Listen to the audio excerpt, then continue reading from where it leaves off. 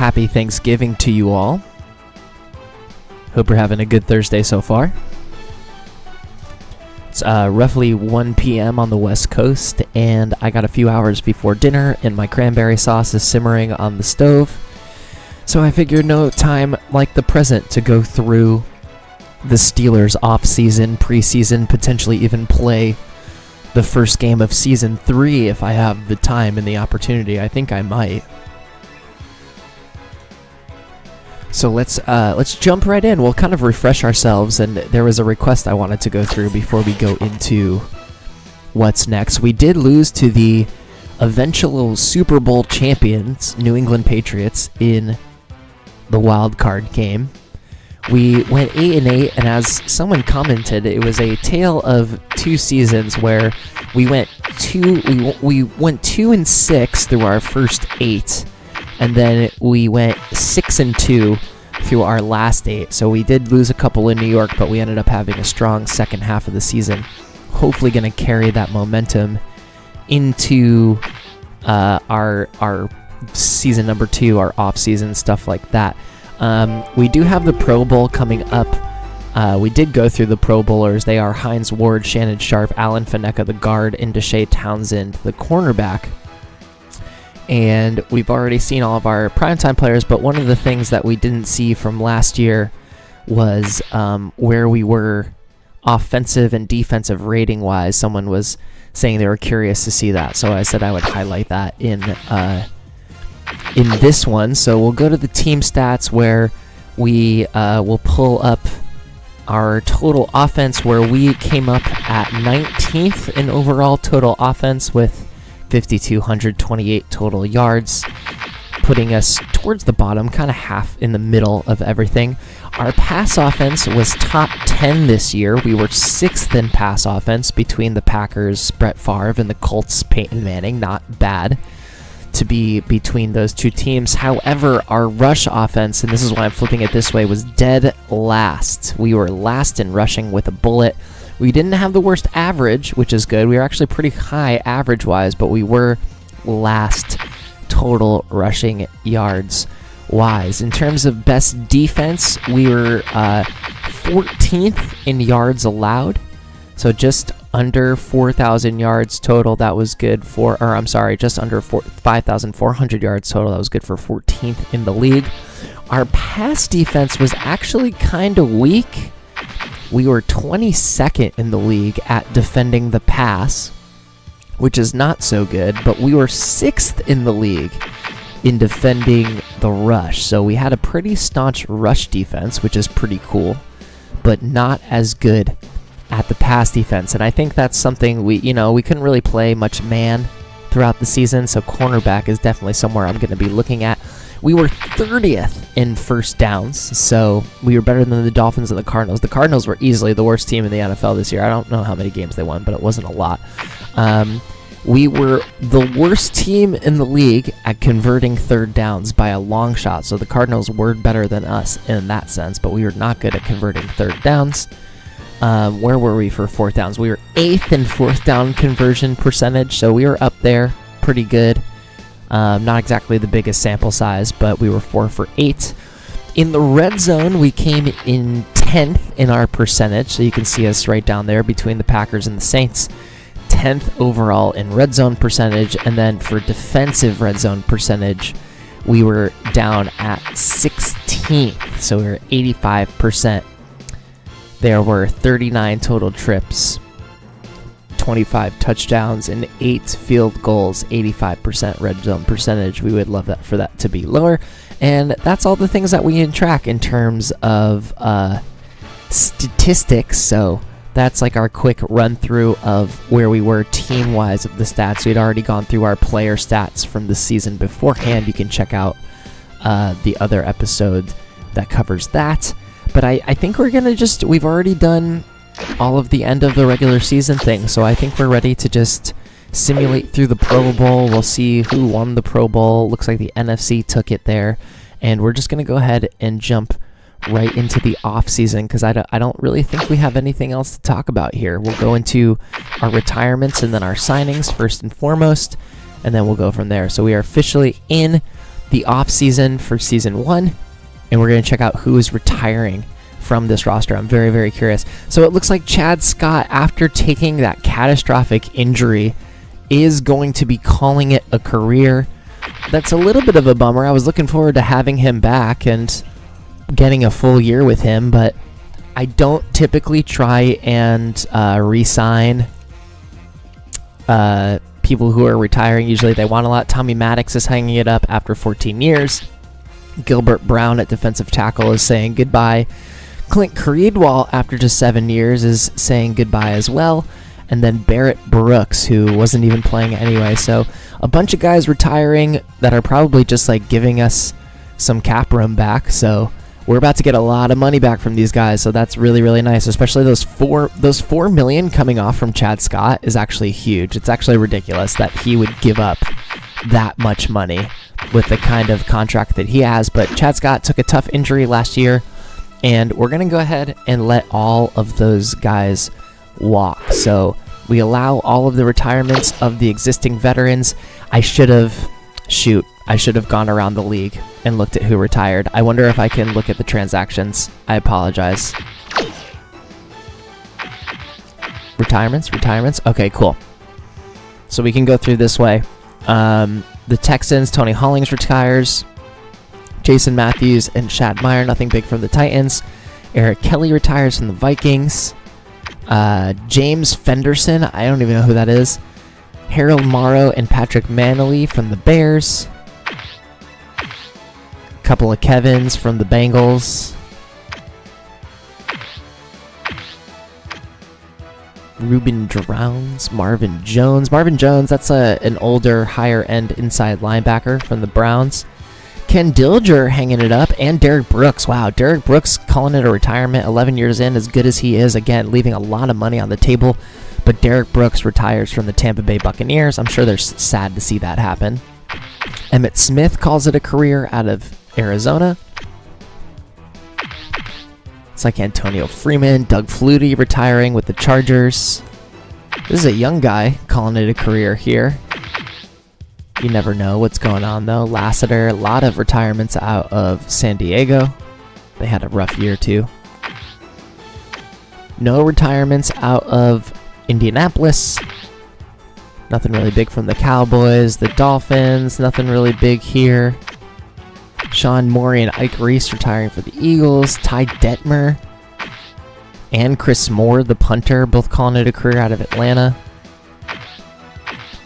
Terry Cousin, kind of a surprising retirement. Frank Saunders, nothing for the Jags or the Jets.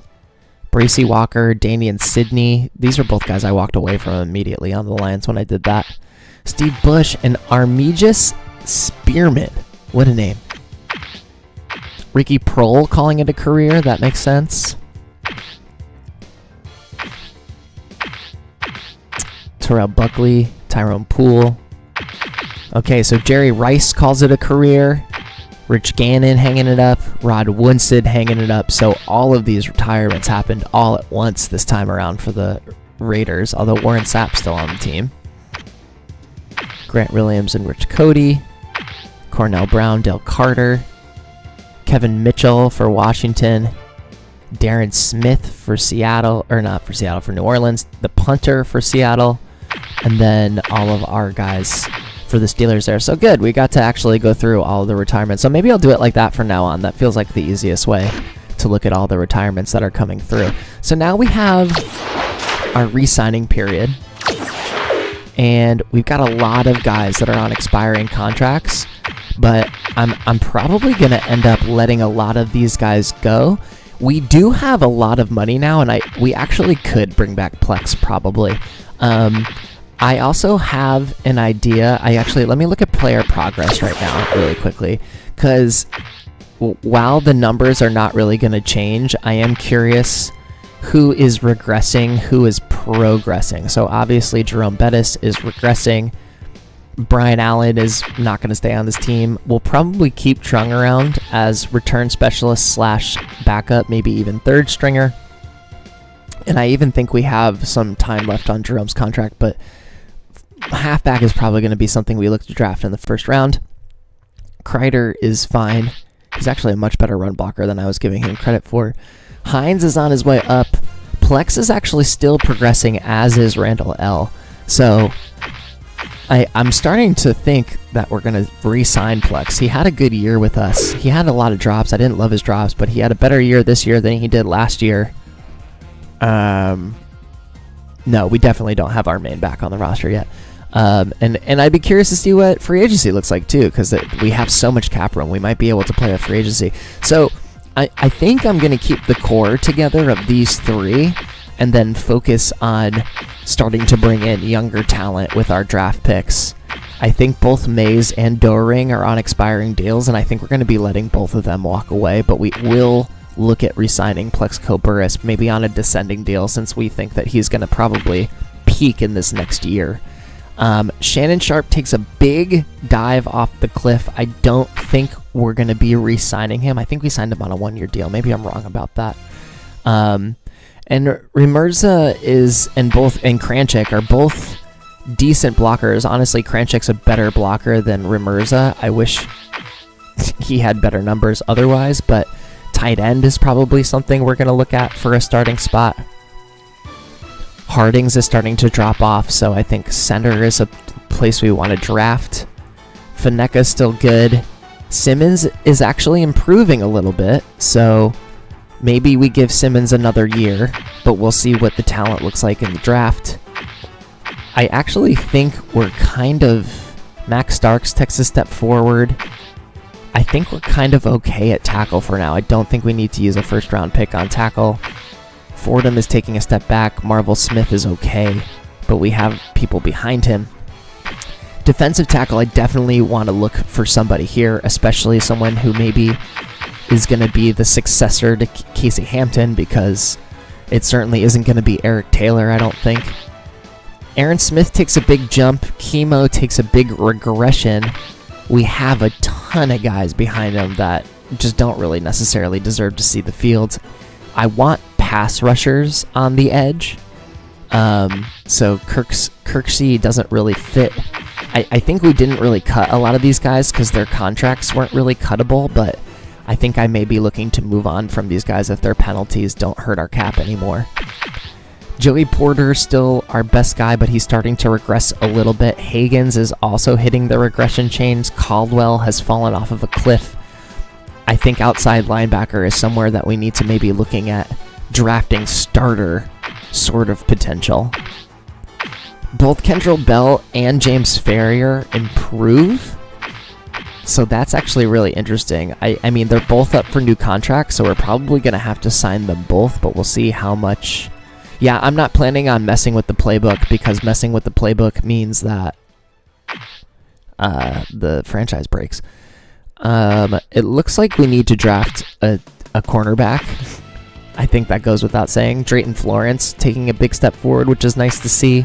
Colquitt improving. Fair taking a step back. Townsend taking a step back, though. So cornerback is definitely somewhere we're going to look to draft. Bummer to see Palomalu's numbers go like this, but we'll see what happens with him. We've got Manuel behind him. And then Logan takes a step back. Hope takes a step forward. Logan was our best defender last year. I don't think he's on any sort of a contract. And then Gardaki is starting to hit the regression chain. So let's look at who we're expiring. I think 1, 2, 3 goes without question. We're going to try and re-sign these guys. So let me go look at the guys that are expiring down here. Doering at a 54 overall. When we can sign a rookie, I think that's released to free agency. Like I have zero reason to keep anyone on the roster who can't catch the ball. I just don't know why I would keep someone on the roster who has both of these guys expiring with 65 overall catch. I think both Chris Doering gets released to free agency. We might hit the bottom of our players on the roster before we can cut anybody else, which is going to be really, really funny. So I'll leave Lee Mays for now. I need to make sure of that. Let's look at what these guys want. So Plex wants a long balance deal. I don't really love that. I think I feel better about giving him a descending 5-year deal. It's going to be a lot of money for the first year. Let's see how far down it can go. That's rich, dude. I don't know if Plex is a $5 million player, so maybe I'm rethinking signing him. Let's see, the bonus is, it makes him tradable after year 1, so maybe I don't hate it as much. Let's go look at what the other guys want. Kendrell Bell, I think he's my priority over everybody else. See, this contract makes sense to me. His bonus is high, but I don't think I'm going to be, like, this is an investment I think I'd like to make, and then by the time we're hitting his, let's say, he would probably even take it at 20%. Like, if I start him at 15.5 at 20%, I wonder if he would consider that. Let's just go ahead and offer this. He declines. I kind of figured. So let's go up to 15.75. I'm even okay with paying him that. Okay, Kendrell Bell, take this deal. Let's bring him down to like 15.65. I bet he still takes this. Declines that. Wow. Okay, I got to be careful here. I need to make sure he actually takes it, because it'll go up if he declines again. So let's sweeten that pot to 15.9. I didn't see the marker go up. I wanted it to go up to one more time. So 15.91, descending, 20% bonus. Please accept this. Kendrell Bell is back. We still have 17 million to play with, essentially for just trying to sign 2 more guys. Let's see what Ferrier wants. He only wants a 3-year deal. He wants it balanced. 40% is a little steep. I think I'm good with... This is actually a really team-friendly deal. I think I have to take this. Because even if he regresses, I'm okay with... He becomes tradable after this year. I'm definitely going to use him heavily this year. If we draft someone, they can sit on the bench for a year. Just out of curiosity, what does a descending deal look like? I could pay him the most right now. Does he like that better than balanced? He wants it balanced. So balanced makes him like it better. Happy Thanksgiving to you, Ranger. I think I like the descending deal. That puts his bonus underneath his salary immediately. And it kind of like... it helps the team as we get out to the end of his career. So we give him a little bit extra. We take some of the bonus away. We make it a descending deal. He declines it. Let's go up to 5.2. Happy Thanksgiving to you, Jason. Appreciate it, man. Alright, so Ferry accepts for 5.2. I'm good with that. So if we sign Plex here, we still have 10 million to go into free agency with. I really don't like that deal. This is like, do we really think that Plexico Burress is a Steeler for life? Is he a Steeler for life to the point where we're gonna pay him that much money for all of the drops he had last year? I've now swung all the way around to we're cutting Plexico Burress, and we might like re-sign Lee Mays to sit on the bench. Let's go through who we have left. We have 47 guys on the roster. Charlie Batch. I think Charlie Batch would need to be a third stringer, and we would need to, if we're going to keep him, we would need to think about signing or drafting a backup quarterback. I don't think Charlie Batch is the backup quarterback that we need. Let's see what he wants. 7-year deal balanced at a 40%. Okay, we're going to cut him. So Charlie Batch, goodbye. Ben Roethlisberger is the only quarterback on the roster as of right now. Brian Allen probably also getting cut. Vernon Hayes, not really a blocker, can't really catch the ball. I don't know why we wouldn't cut him and grab a draft guy. So let's release him as well. I'm like getting afraid about hitting the point where we don't have enough guys on the roster. Now Shannon, I feel like is just going to get hurt. But he played really well for us last year. I wonder if he'd be willing to come back.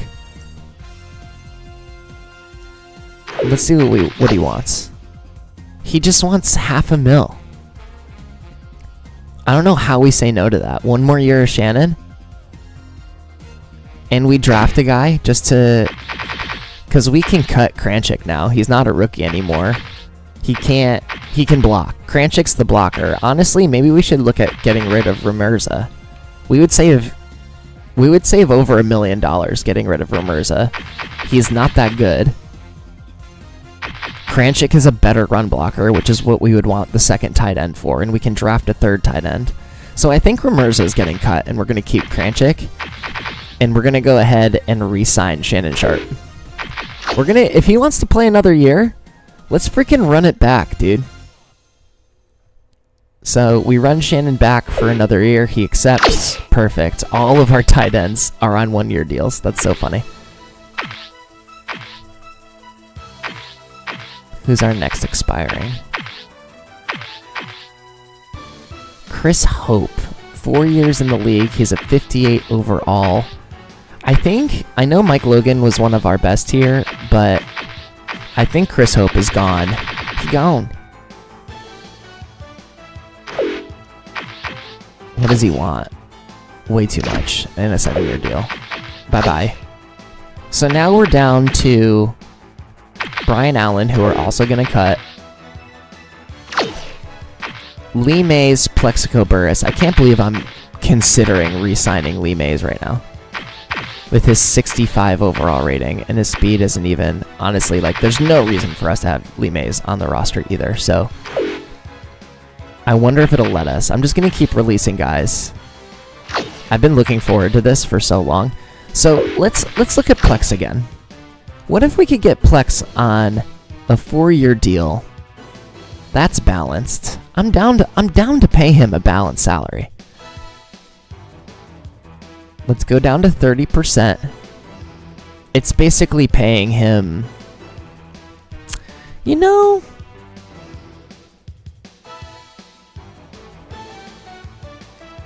what if we go to like 21 and 21.2?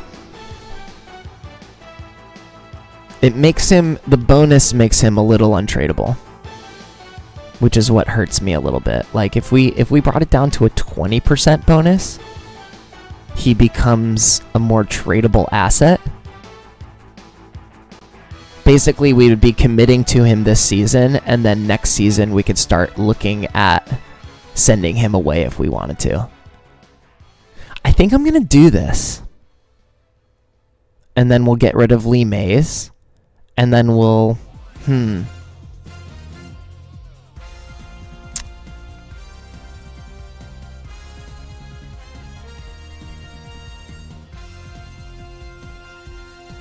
So we either need to overpay Plex. I mean, if we stretch this to 5, how much better does this make it on our cap room? I think it makes it worse. It makes it worse if we stretch him to 5.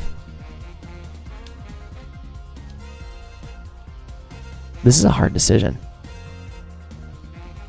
Oh, okay, it makes it a little bit better if I stretched him to 5. So if I give him 5 on that balanced, it doesn't give us that much more cap room. And again, like, the bonus becomes untenable for 2 years rather than... Only having 2 receivers. So basically, if we let him walk, especially because we'll have to, I mean, that contract for him is crazy. So this is basically being like, if we let Plex walk, this is saying that we're going to rock with Hines Ward and Randall L. and build around them, whether it's through the draft or through free agency. I don't think we'd be going out and looking for another number 2 receiver, because we would be treating Randall L. like the number 2 receiver moving forward. And I think my gut says let's go for it. Let's let Plex go. Let him take his New York Giants era if he wants that much money. I just don't think we have that kind of money to pay him. And let's roll the dice with... Let me quickly check on how many picks we have. I think we just have that extra 4th rounder. So we have a lot of spots to make up. We are currently pick number 13. And we could make... I don't think I've ever been able to really play in free agency, and we would have like a good amount of money to play with in free agency if we wanted to. So I think we're going to let Plex go. No one is in my comments being like, no, don't do it. So we're going to let Plex walk. Oh, we have to keep 42 players on our roster. Oh my god. So do we have to sign him now? No, I think we can go into... I wonder if we could go back to... We could technically go back and re-sign somebody out of free agency. Like, we could go back and be like, sorry, Doring, or sorry, Lee Mays, I want your speed on here. I wonder...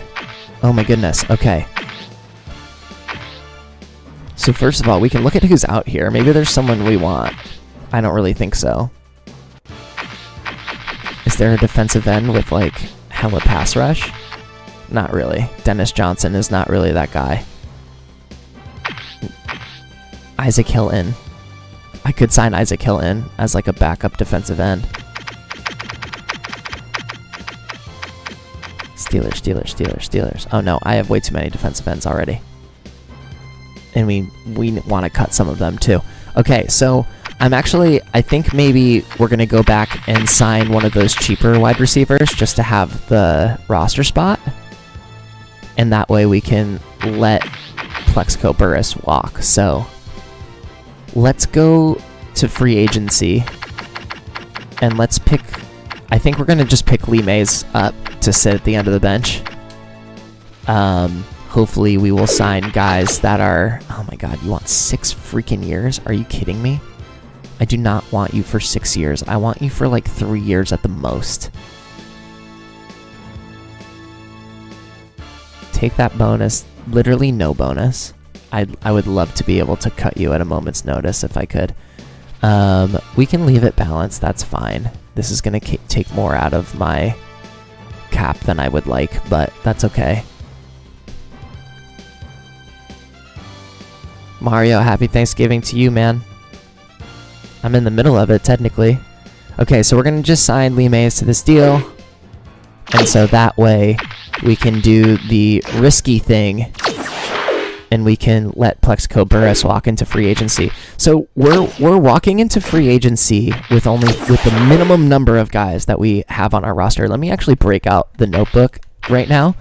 And let me write down what we need, because there's a lot of things that we need right now, whether we're going to get it in the draft or in free agency. And it's very exciting because we actually get to potentially go to free agency and make some splashy moves. So at quarterback, I think we need I want to draft one and I want to sign one. So a backup, whether it's by signing or by drafting. Drafting will probably be in the later rounds where we're just going to take a flyer on a guy. Is it even worth seeing the depth chart considering we only have 42 guys on the roster right now? Like, I'm going to go through each position as I write this stuff down, but if you still want to see the depth chart after, I'm happy to show it to you. So I'm going to write down free agency backup for our quarterback. For the halfback, I think we're going to hold tight right now. In free agency, at least. I'm very interested in using our draft pick for our halfback in the first round. We're going to be spending a lot of money on halfback. We could also consider letting Jerome Bettis go or trading him to another team. I know that sounds like heresy. Fullback, we technically don't need anybody. I think I'll probably look at fullbacks in the draft as well, but we could technically go with just one fullback if we wanted to on the roster. Wide receiver, I think we're potentially looking to sign a slot receiver in free agency. So we want to look for somebody fast with good hands that can potentially take that third spot. But then in general, I think I want to use at least 1 or 2 draft picks on a wide receiver, especially if we can't find that slot guy in free agency. Looking at tight end, I think we're actually set. There's a good chance that Remersma does not stay on the roster if we can draft a tight end that has good hands, but that's going to be a question mark. I don't think that's going to be a priority for us. I think I can function with the tight end room for another year that we have right now. Center, I think we hang out.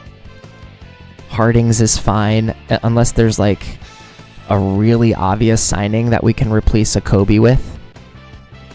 I mean, a draft that we can place a Kobe with. I think we're okay. We could consider drafting a guard. I don't think I'm gonna try and sign one. So I'm gonna put draft question mark. I think it all depends on who's available and where we pop up in those second, third rounds. Tackle, I think we hang out. I don't think we need to get anybody. If anything, we're gonna let Lacey walk or cut him if we can afford it. Kicker, we're fine. Punter, we're fine. Defensive tackle, I think this is a position that I want to draft. And I think this is a position where I want a pass, or no, not a pass rusher. I mean, obviously, I would want someone who can do both, but I want someone who's going to cover the run up the middle, so I want more of a run coverage guy for our defensive tackle. Since we're playing mostly 3-4, I don't mind drafting a project. I just don't think Taylor as the backup here is the guy that we want to keep, considering he's a 58 overall backing up Casey Hampton. Defensive end, I don't think Adibi or Kaylor are going to be on this team much longer. We may draft one, it depends.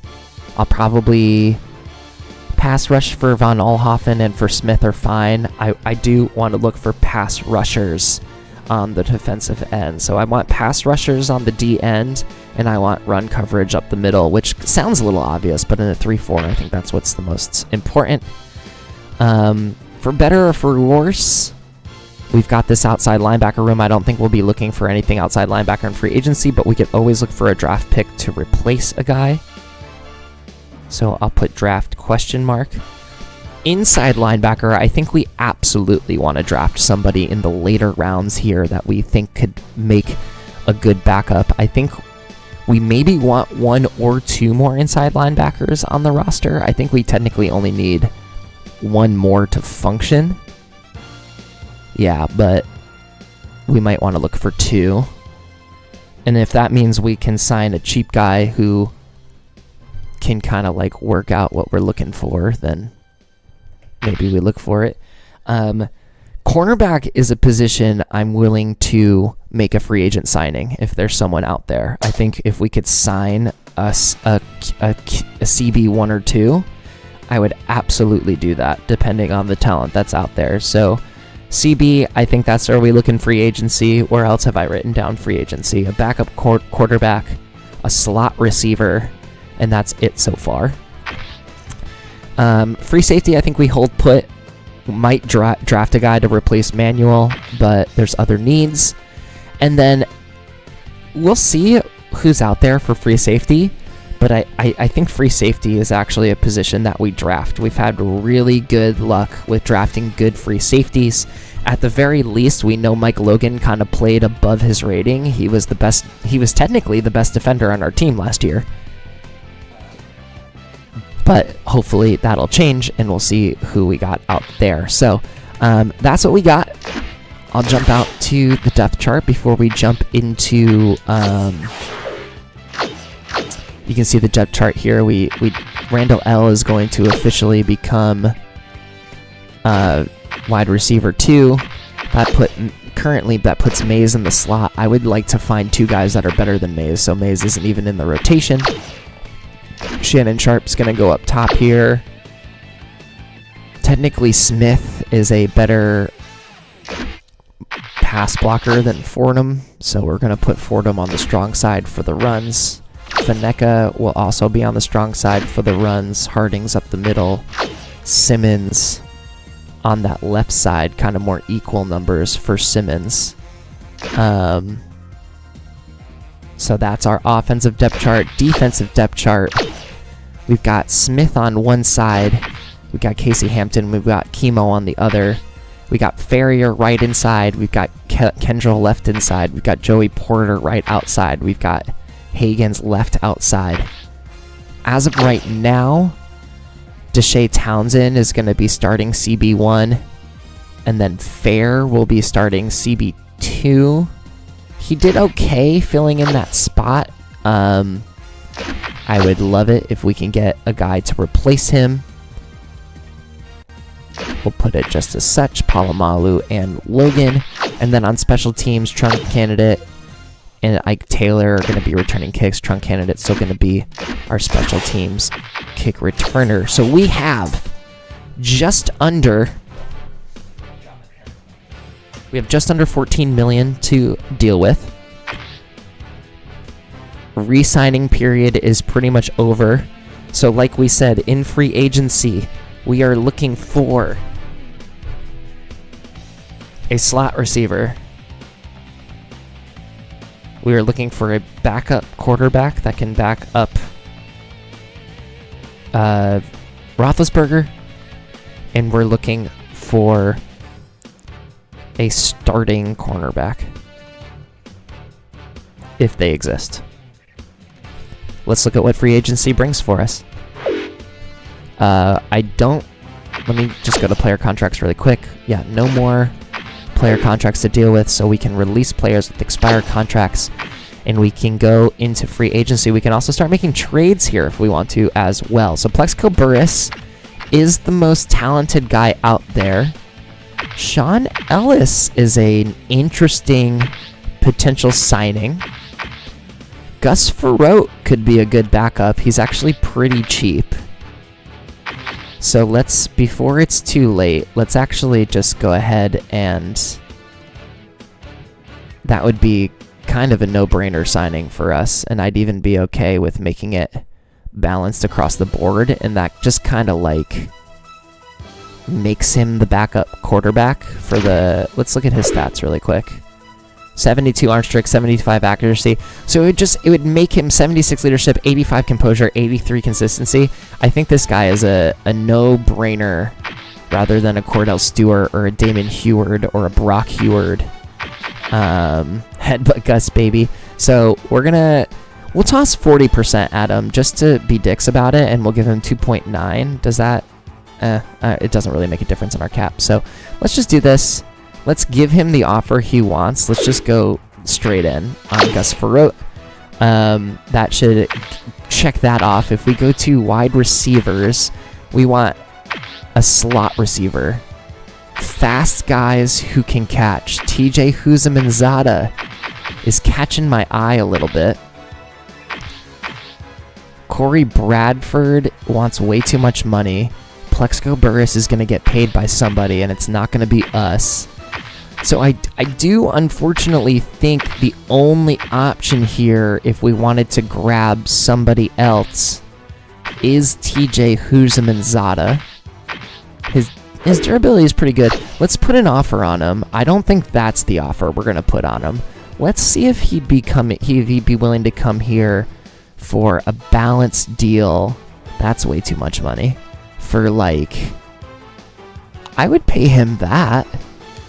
I would throw to TJ Huzamanzada for 3.8 over 3. That feels like a really nice deal. So let's lay that deal on TJ Huzamanzada. And then let's jump over to our cornerbacks before anything else. Andre Dyson, I have a feeling potentially we maybe missed out on a cornerback, but Andre Dyson is available, and I actually... Is it still on day one? I think we're still on day one. I think I'm going to go ahead and just put an offer straight on top of Andre Dyson. And I think we're going to... It looks like the Dallas Cowboys are going hard in the paint for him, so we are also going to go hard in the paint. He wants a balanced deal over 4 years. I'm kind of okay with this. It makes the bonus...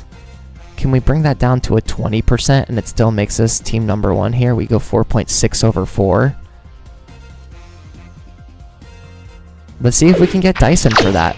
So those are our 3 offers. We're already 1, 2, 3, boom, boom, boom. Let's go around the rest of the targets here, or the rest of our positions. I kind of hammered through all this. Lamar Smith is getting options. We don't... I said draft. Who else did we say? I mean, we could look at... I don't think more wide receivers are getting offers. Looks like Burris is getting some joke offers. Those aren't going to come through. There's no one else here that I really want to set. I mean, like, Bradford wants too much money, so yeah, that's not for me. Ooh, I didn't notice Steven Alexander. He can catch.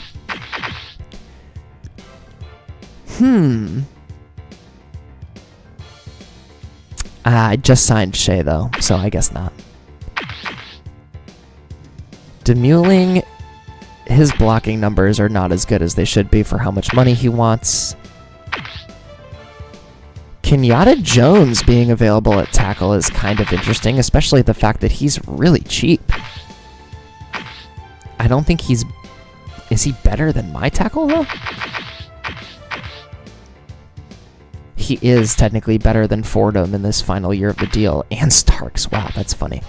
I want to make sure... Let's just go to the next day, because I'm actually... Well, it hasn't said we're going to the next day yet, so let me finish this off. I don't think any of these guys are going to disappear on me. Don't need any of these guys. Defensive tackles. Are there any big run coverage guys? DeJuan Edwards is an interesting guy that we could pick up in his second year as a backup. Donnell Washington is an extra guy.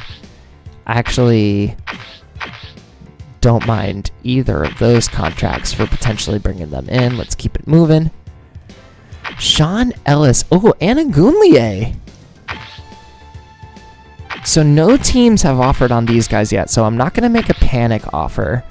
But there's actually a lot of really strong pass rushers in this. So Carlos Hall, we could upgrade at defensive end here, y'all. So let's keep an eye on that. Outside linebacker, I don't really think we want Moreland Greenwood. From Wakanda, as somebody watches Dawkins for sure. I don't think we need to sign any of these inside linebackers. Andre Dyson got that offer from us. I'm not really excited about the rest of these. Like, we could sign Jeff Burris and see how he does for us. How's that durability? Better than Dyson, but Dyson is a signing I actually want for the 4 years that he wants. I don't think Kennedy moves the dice or moves the that much for us. Wow, the Chargers really want Bashir. Okay, let's go ahead and go to the next day. Currently day 2. So we got Dyson and we got TJ. That's awesome. Let's go ahead and see what's going on with Gus Frerotte. It seems he's gotten some offers from other teams. None of them are as good as the one we have offered. So let's go ahead and just re-offer that to him. We've got TJ, we've got Andre. Let's advance the day so we sign them. Actually, hold on before I do that. Let me just see. I did say I wanted to check out defensive ends. Let's see if any offers have been made on defensive ends. Still nothing. That's actually really surprising. I'm starting to wonder if we should go out and get a Goonlier. We have the cap room to do it. We'd be able to get him a deal that I like. Let's look at, like, what if we sign him for a 4-year deal? I think he could rock. He'd be expensive for this, probably.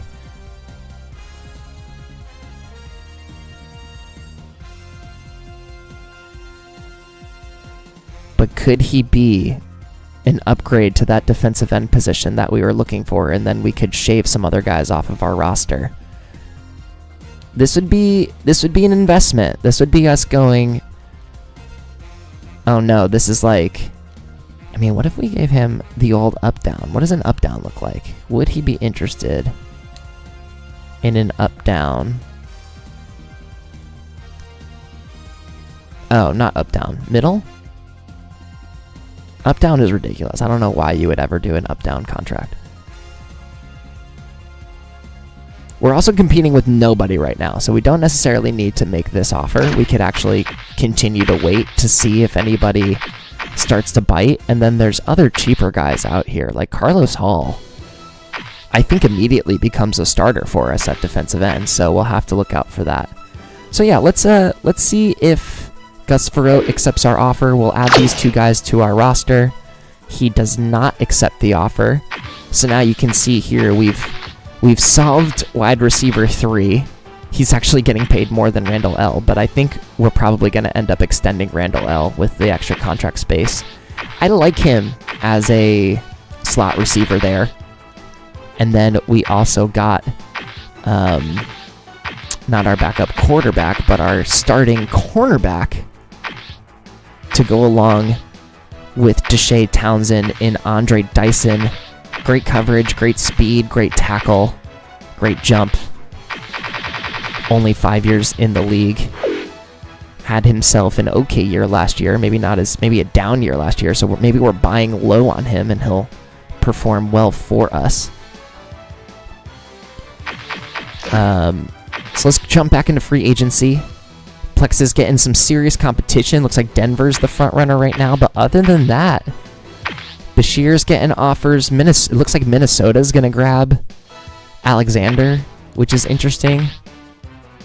Richardson's getting some offers for punter. Still no one has matched our offer, so I don't know why Ferrote wouldn't be interested in us, but I have to imagine that Denver is about to get Burris here.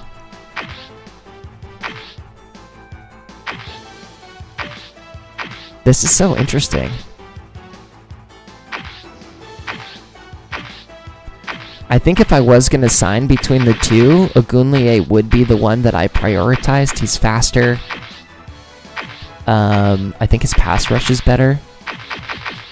But there's other guys down the line that we could also look at. So I don't think there's anyone out here other than defensive end that we need to think about making a move on.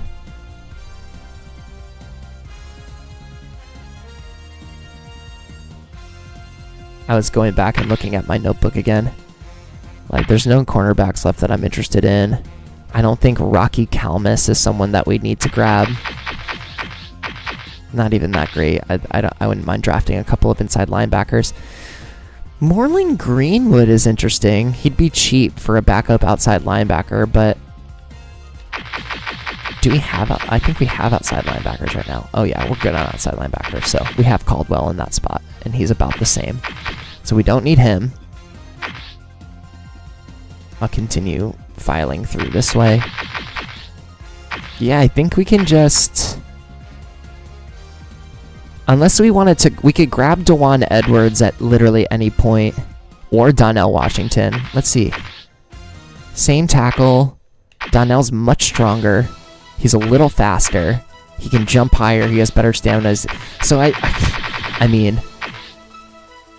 I think we would go with Donnell Washington. He's a little bit cheaper, too. So let's actually... I don't want to pay you a bonus. I don't want a descending contract. I'd actually rather go ascending.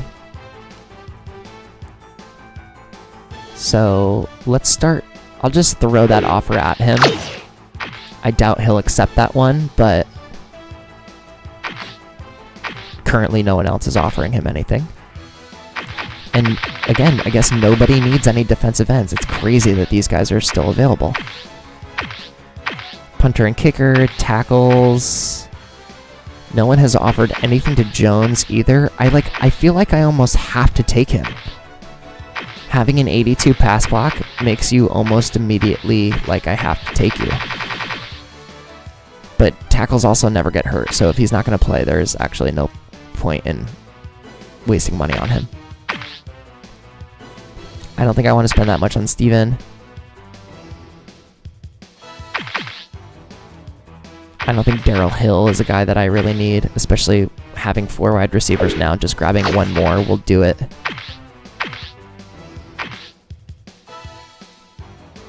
Jim Finn getting some offers. That's interesting. Good run blocker, not really an offensive guy, so he'd essentially just be a repeat of what we have in Kreider. Wow, look at these joke offers for Lamont Jordan. Maybe I should sign Lamont Jordan and just get rid of... No, I think I need to keep the bus. I feel like it's disrespectful if I don't keep the bus. Even though we could definitely get rid of him and it would be okay. What's his durability?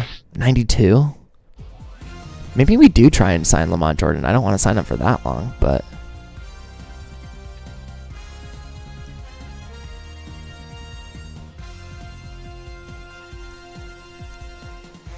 Bus is a legacy. That's what I'm saying. Like, I feel like we need to keep him. Wow, these offers are such a joke. So I'm going to send him one that's a little bit less of a joke, but still kind of a joke. Alright, so we threw out a couple more offers. Let's see if anyone accepts. What is going on with Gus, man? Why does he not want to come be on this team? Oh, it's because Baltimore finally out-offered us. Okay. Listen, I need the backup quarterback. So, he wants 317 balanced at 50%. What if I gave him 310? Maybe he'll sign for that.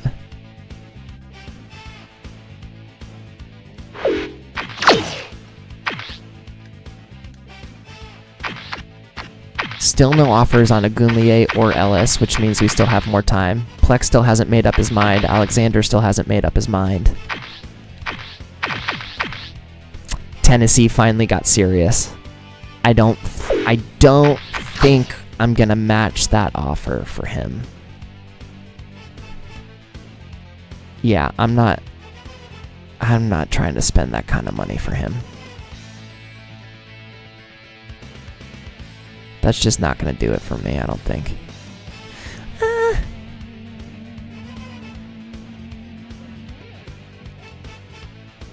695 over 5. He would become the backup.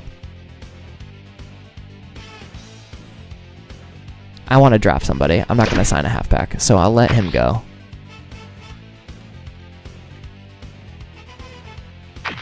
That's fine. I don't want to give you an offer anymore. Let me look at my fullback numbers again. So he's a good run blocker. He can catch a little bit. He doesn't really break tackles, but he's fast. No, let's draft a fullback too. Well, he's getting offers right now, so. I was looking at Finn.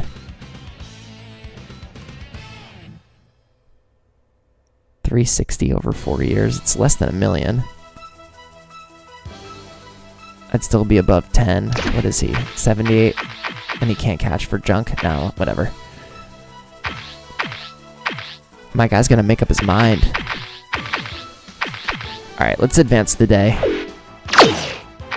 Still no. What do we got? The Jets come in with a big offer. And my guy's wants just keep going higher and higher. He's realizing that he is in demand. I'm also down to... Do you want the 2-year deal? I'm down to go down to 2 years. Alright, we'll re-offer Gus on... Let's go clean 4-5. Or 3-5. Can't believe I'm haggling with freaking Gus Farrote. And then we finally have some offers on Sean Ellis.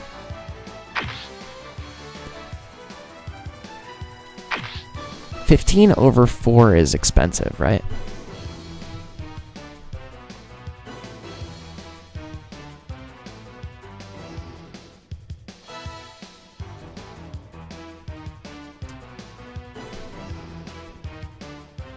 It's 375. And then was that 26 over 6? Call it 27 over 6. About 4 or 5. So Agunlia is more expensive. I wonder if this is an investment I want to make. Descending contract. I don't mind that he wants a descending deal.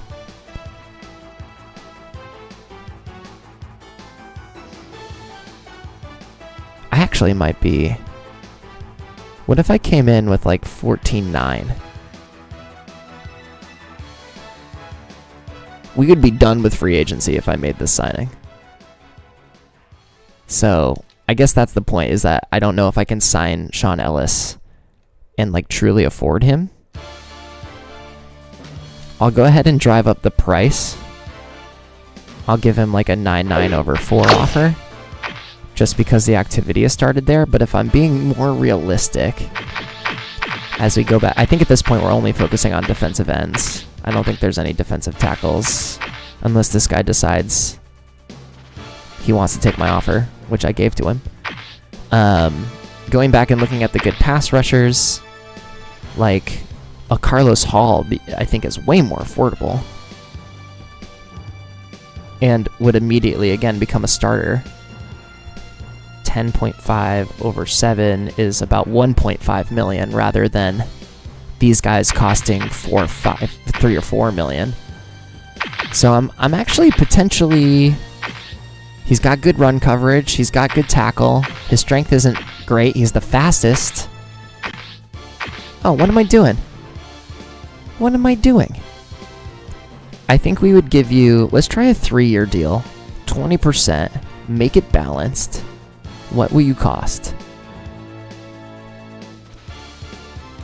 4.5? I would pay this. Make him the starter. And then give him a descending deal on the way out. Alright, let's see. I'm going to make that offer to Carlos Hall. I think, can I rescind? Yeah, I'm going to withdraw my order to Sean Ellis. Let's go ahead and advance a day. Gus is gone. Gus went somewhere else. That's annoying. Oh no, wait, did he go to us? My cap room is different. I think maybe he went to us. Let's check really quick. Nope, he didn't go to us. Where did he go? Who was it? The Raiders that were looking at him?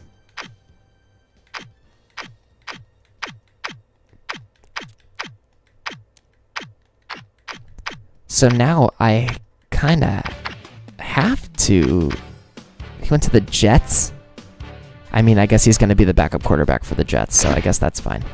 A little bit of a bummer for us. So, we're now going to look at Cordell Stewart, who has good pass strength, but bad pass accuracy, and pretty much bad everything else, but he's fast, too.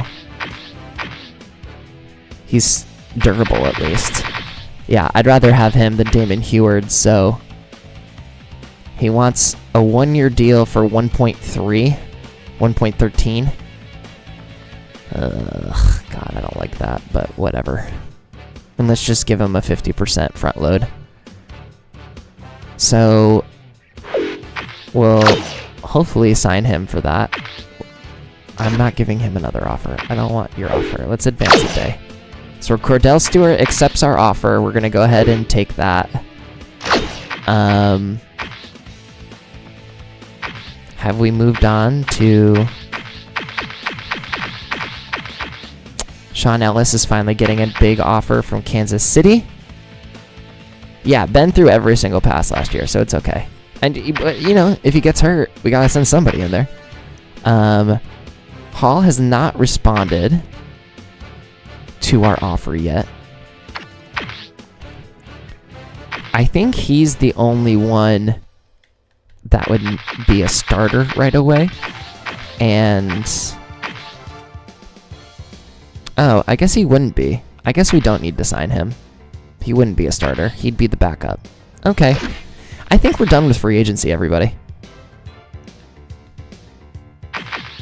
We can withdraw this offer. I mean, at the very least, we can maybe try and grab one of those defensive tackles that we've been looking at. Let's see where we still have need. I didn't really see anything else that jumped out at me. We're going to get Cordell Stewart, so that's our backup quarterback. And who knows, maybe the guy we draft is going to be like great, but he'll just be like a roster spot.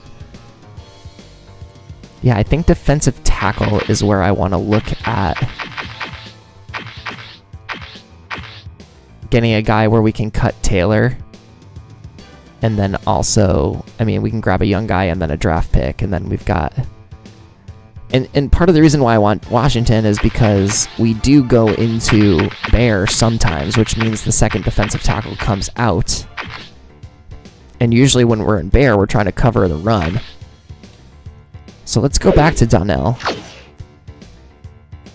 Is it just because the deal is ascending and there's no bonus? Oh, he wants more money than that.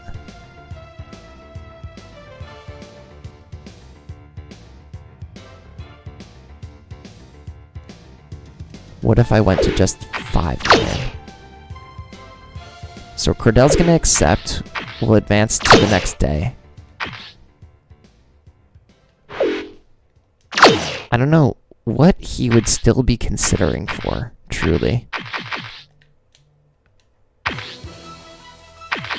Because I don't think we're competing with anybody.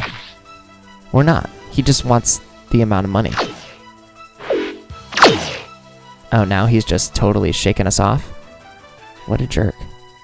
Listen, man, I don't want to give you a descending contract, and I don't want to give you a bonus.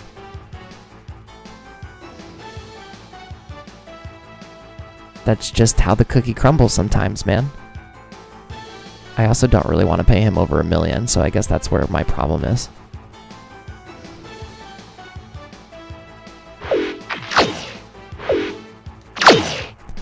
It is too bad they don't want to sign for...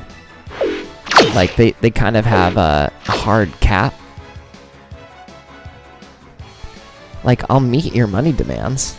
What if I put it at 5 million and just... It's an ascending contract, because you're 2 years in the freaking league.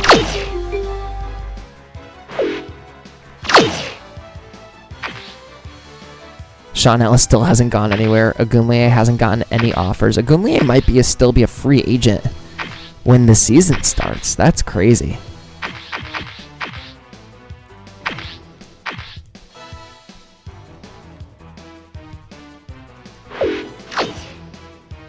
Yeah, he just wants more money. This is literally the highest I will go. And if he doesn't want this, I'm probably just gonna give up.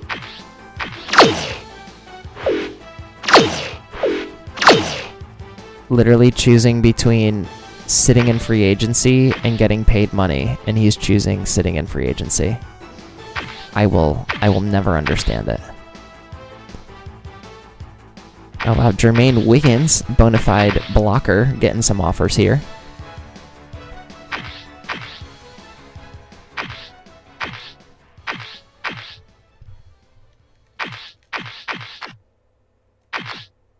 These guys getting some interest. I don't think they're very good. I mean, he's a good pass rusher, so that's not so bad.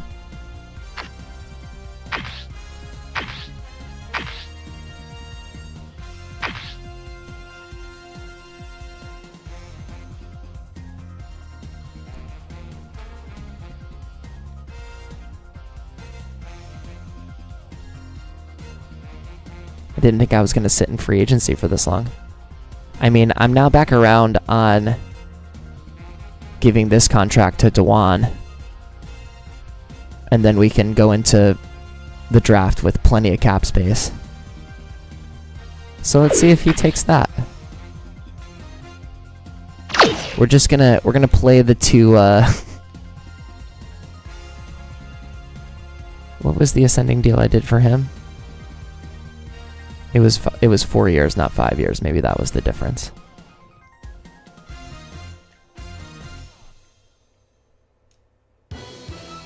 I mean, I would do this. Let's see if either of them accept it, because I can always... Neither of them are going to accept that? Bro. I'm at a point where I'm like, what do I got to do?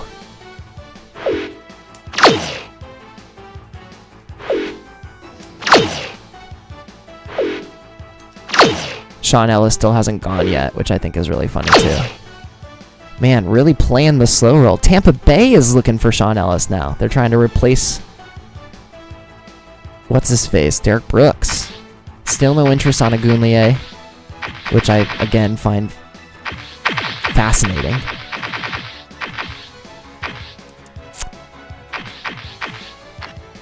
I'm literally competing with nobody. I'm competing with nobody. I'm offering them a ton of money, and they don't want to take it. Waiting for offers. Insanity. Ellis still hasn't gone. And these guys have no offers on them.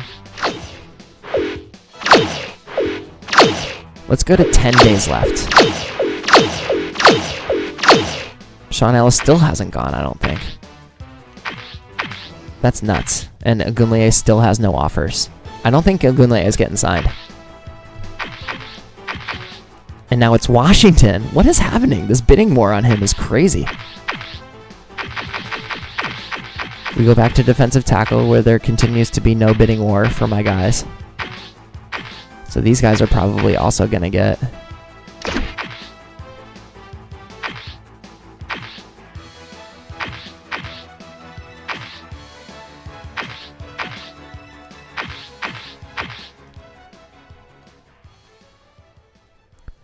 Why do you have to want a descending contract? Why is that such a big deal for you, man?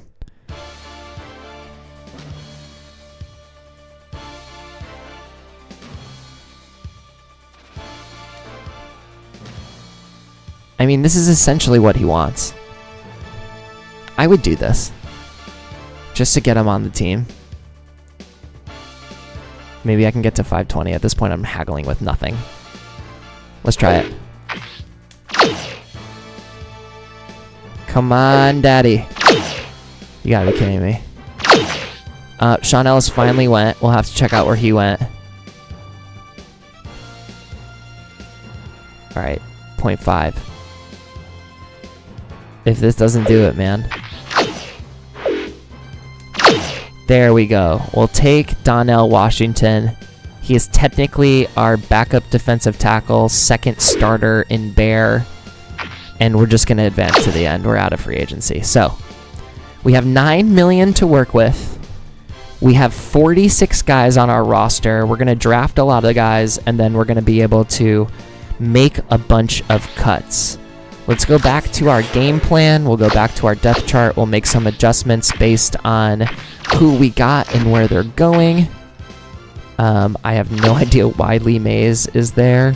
This should be TJ Huzamanzada. And then we've got those guys. We're good to go. We're good to go. We're good to go. On the defense, I guess we're just hoping for a better year from our defensive ends this year. Hopefully they can live up to their contracts. We got Ferry and Bell. We got Porter and Higgins. We got... Nope, this is wrong. We want... Fair is going to go into the nickel spot. Cole Cluck is going to take the dime spot. Florence is going to become a return specialist, I think. And then Dyson is going to come up in the left cornerback spot. And then everyone is correct. Palomalu. And then Logan. So it's actually, let's put speed, agility, 90-76. What is... Florence, 91-81. Yeah, that's, you're going up there. And then Trung can be the starter with Florence. Love that, love that, love that. Draft priority is definitely halfback. We're going to talk about that right now, actually. So we're about to go into the combine. And I want to check out Mel's mock draft. Because if we were interested in taking a halfback first, and this is something I've been thinking about a lot, because I think it'd be really fun the next time I do a franchise to be able to control the draft, because as you know, the draft in this game is hard to control because everyone picks either halfback, quarterback, tackle, or defensive end, and it's a glitch like that. So this time around, we're going to go through and write down all of the halfbacks that are slated to go before 13th, and we're going to scout them. And if there's a guy out there we want to go get, we're going to go get him, I think. So the predicted number 1 pick is Sheldon McDaniel out of Florida State. He's a small guy, though. He's 5'7". Terry Swanson out of Missouri.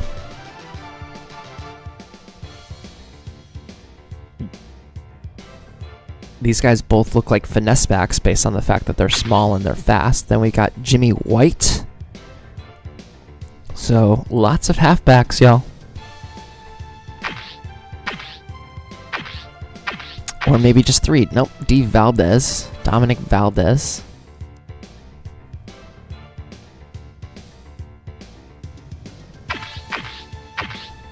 And then that's it. We're slated to take a defensive end if we wanted to. I don't think defensive end is a position that we want to take. So there's only 4 halfbacks slated to be drafted before us. That means we could potentially look at some of the other ones and see if there's someone out there that we wanted to grab that isn't one of those first 4, but let's start with those first 4 for reviewing them. And then we can also look at the rookie report. It actually looks like the best player out there is a tight end and a cornerback. So Kelvin Webb is a guy that we might want to look at grabbing early on in the second round because we do have that pick number 13. So we're going to go into the NFL Combine. We're going to go to halfbacks.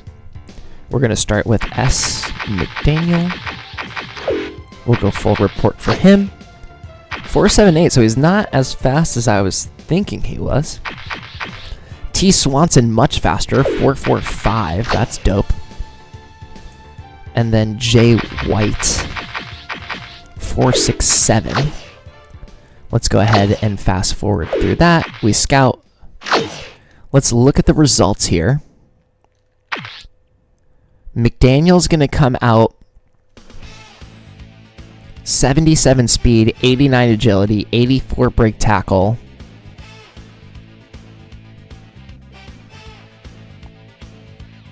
I don't see durability in here. Oh, I can... Look at that.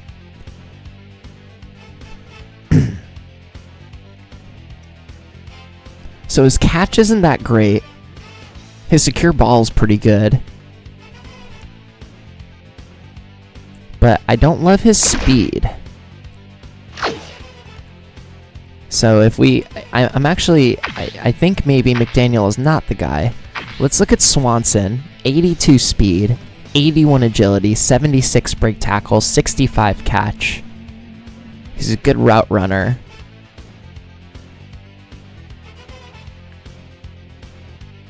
Looks like a potential option in Terry Swanson. So let's move on to the next. So we'll go back to halfback. We'll go to Jay White. We'll get that full report. And then we'll finish up with D. Valdez. Also not a great 40 time. Let's look at who the fastest guy is. That's Stevenson. Followed by Mathis. Followed by Swanson. So Swanson's almost one of the fastest guys out there. Now, if we go to... Is it the big board? No, not the big board. I wish the big board actually, gave us that sort of thing. So if we go to ESPN.com, we go to halfbacks now in the rookie report.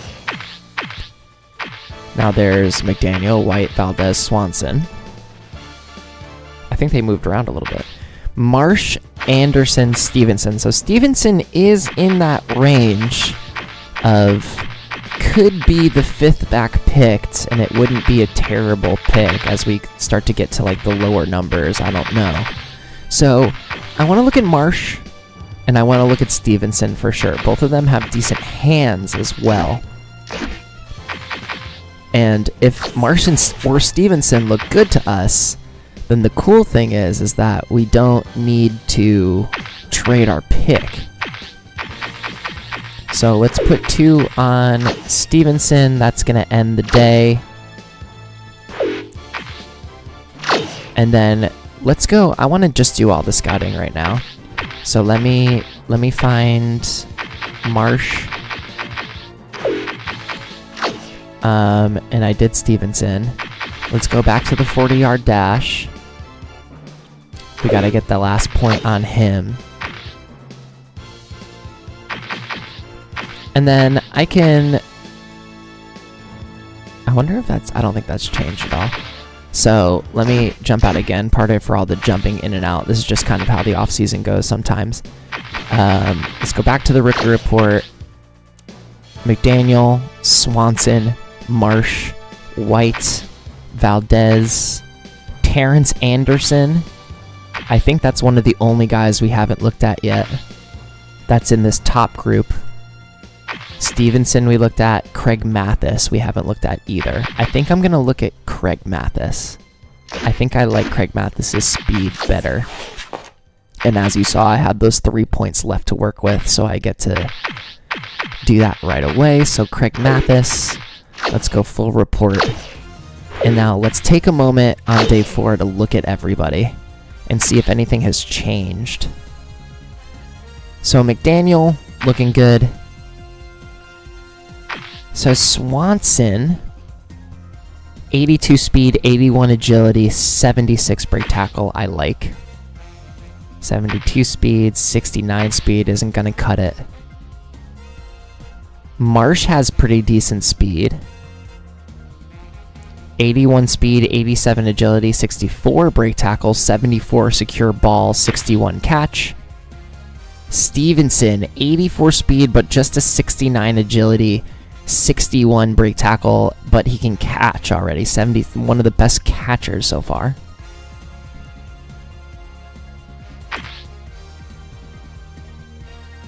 Mathis is straight up speed, 84 agility, 84 speed.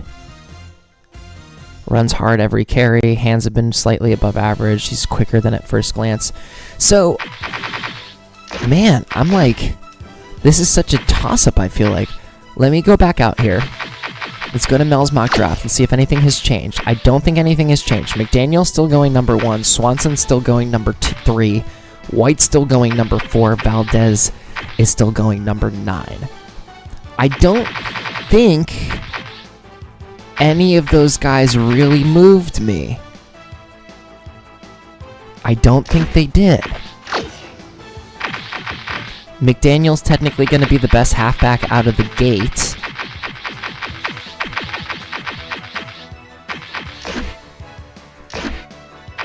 So let's go back to my scouting. I don't think I'm going to scout any more halfbacks.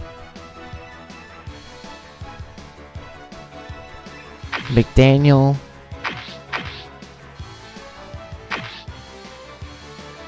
So, I mean, I can see it. He's slower, but he's, I think, more break tackle. That break tackle number makes him probably more NFL ready. That 70 secure ball, probably. Swanson feels more like a project. He's got that 82 speed, 81 overall agility, but his secure ball and his catch is not as great. White, I'm not interested in. Valdez, I'm not interested in. Marsh also feels like that sort of project, but I like his secure ball numbers a little bit more, and we can, like, who knows if that break tackle number is going to grow or look better. And Marsh is a guy that we could take without trading our pick or giving up any extra assets. Stevenson here is also an interesting choice. The agility isn't there, but the catch is better, and the secure ball is better. The leadership is way lower, though. I don't think Mathis is an option. So I think it's between Marsh and Stevenson for me. Lee Marsh, 5'11", out of Kent State. Stevenson, 5'10", out of A&M.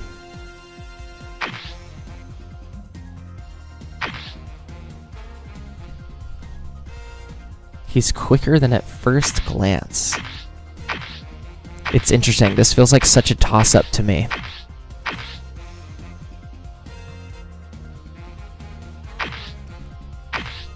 I think Marsh is going to be my guy, though. The hands aren't as good. That's tough. Like, Stevenson is a legitimate receiving target. So if we wanted to throw in those plays where the halfback splits out, he is much more of a receiving target. We could use him more of in like a Brian Westbrook sort of a sense.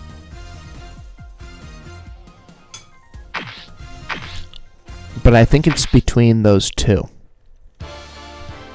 Now I can scout 2 guys in full, and I want to go to the big board for this.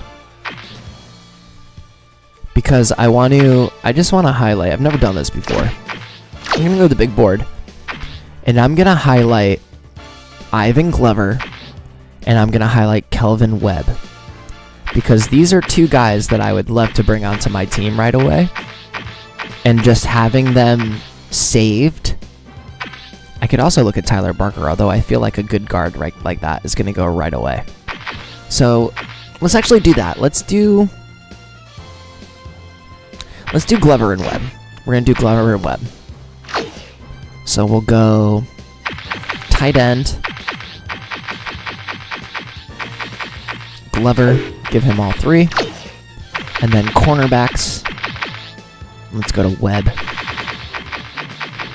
Let me make sure there isn't more than one Webb. There's not. There's 2 M. Lewises. Let's go full report on him. And then let's just throw a 1 on the guard. Why not? Just so we have him saved.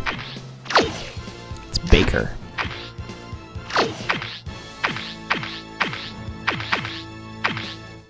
A. Baker. Love it. Okay, 1 hour. Let's just see what these guys are going to look like. I mean, 94 speed, 80 cover, 66 tackle off rip is fantastic. I don't care if he's lacking hands. That's fine. Again, 68 catch, 91 run route with a 63 run block. Like, this guy could be really good. This guy could be really, really good for us if we could get him. So, we have a decision to make, y'all. And we're about to make it right now. I don't think there's any trades for us to make. I don't think any trades have been had. Typically, trades don't happen at this point in the signings. If we wanted to, we could go check out where the big prizes went. We could also see if Ogunleye is a free agent still. Let's check out that.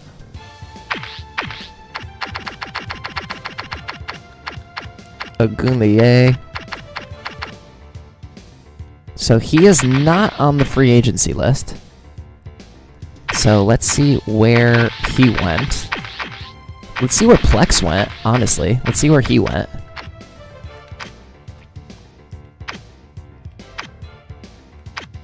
So Plexico becomes a Denver Bronco.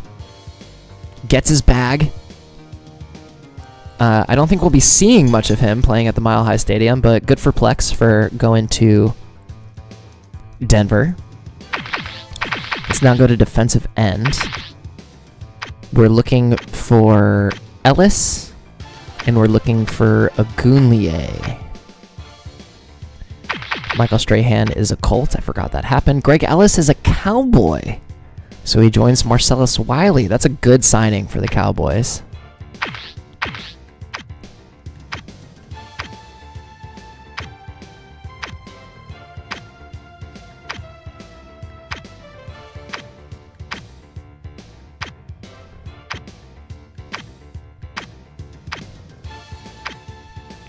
Did Ogunleye just quit? He didn't get signed, so he just left. He took his ball and went home. Oh, there he is. He's a Cardinal. So he joins Engelberger. Engelberger ended up in Calvin Pace over there on the Cardinals. So Ogunleye goes to the Cardinals, also gets his bag. Good for him. I feel like those were the big 3 free agents. So that's all I'm going to really highlight here. And now it's time to go to the draft. Very exciting times. We are not going to trade up. We are going to choose between one of the 2. I don't think we have... I think we are choosing between Marsh and Anderson here, because these first 4 are going to go away, and I don't want Terrence Anderson. So it's going to be between Stevenson and Lee Marsh. I'm leaning Marsh. Excuse me. As of right now. But we will see what happens. Let's head into the NFL draft. I don't think I realized we could have watched SportsCenter. Okay.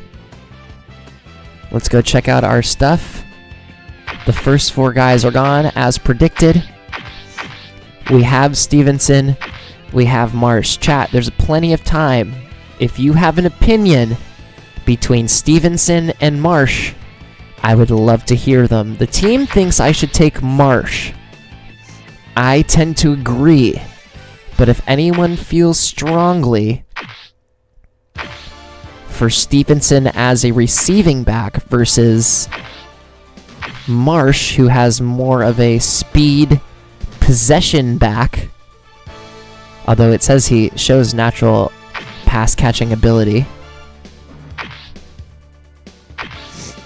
His run route is better. His leadership is way better. His secure ball is a little worse. His break tackle is a little better. He's a little slower, but that agility is way higher.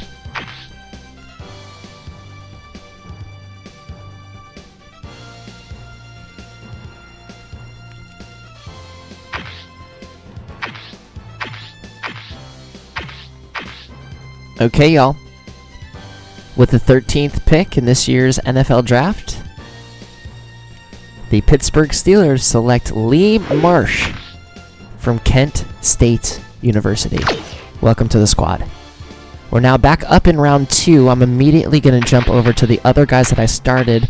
Unfortunately, Webb goes to the Cardinals, so that's a bummer. I think what I want to do, and let's see if the scouts agree. We have Carson, but we don't have Bailey on there. Or Baker on there. Let me go to who's the best available. I'm thinking... Oh, so now it looks like Carson has jumped up as the best guard available. Baker is nowhere to be found, even though he was up there before. I don't know what was going on with that. So yeah, I think I want to go guard here. There are hopefully going to be other cornerbacks that we can grab later on, but I think I want to invest in the pick that we just made and go for a guard here in the second round, and then we can look at maybe a cornerback that can start for us in the third round. So let's go ahead and grab the guard. I think that they're a little bit more in demand right now. Can I look at who is taken so far in the second round? Oh, that's round 1. Okay, so round 2, 3 guards have been taken, 3 cornerbacks have been taken. So I'm kind of risking it no matter what right here. My gut says to go with Carson and hope that there's a cornerback in round 3 that we like. So I'm going to go with my scouting team here. And I'm going to go to guard. And we're going to find Carson. He's strong. He's got one of the higher benches. He's actually faster than he probably looks. Shuttle run is okay. He's decently smart. North Carolina. It actually looks like he has one of the lower sacks allowed. So we're going to go with Jermaine Clark. Oh, wait. Did I say Carson or Clark? Nope. Carson. We're going to go with Jimmy Carson. Pardon me. Jimmy Carson out of North Carolina, the Tar Heel.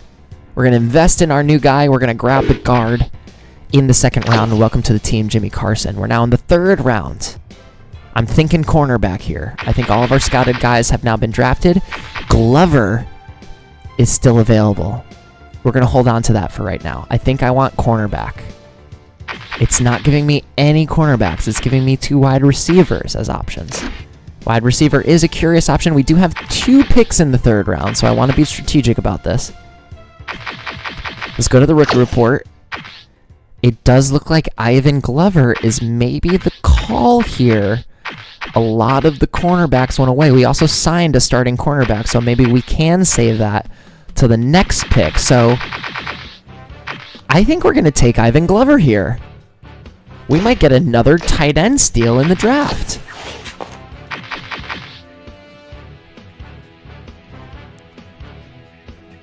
Our team doesn't want us to go for Ivan Glover here. Gross and Taylor. Gross and Taylor. There's no receiver with 5 hands. Here's the thing. I'm completely uninterested in taking a wide receiver. I mean, 3 hands means you're probably in the 70s. If you have two hands and you're a wide receiver, you're probably not good at catching the ball. And the point of being a wide receiver is to catch the ball. So I'm going to do a thing here, and I'm going to go with my gut. And I'm going to take our guy at tight end. He's one of the best available players right now. He can sort of catch, he can sort of block. I think he comes in, and he probably plays over Ramirezma, and it allows us to maybe move off of him.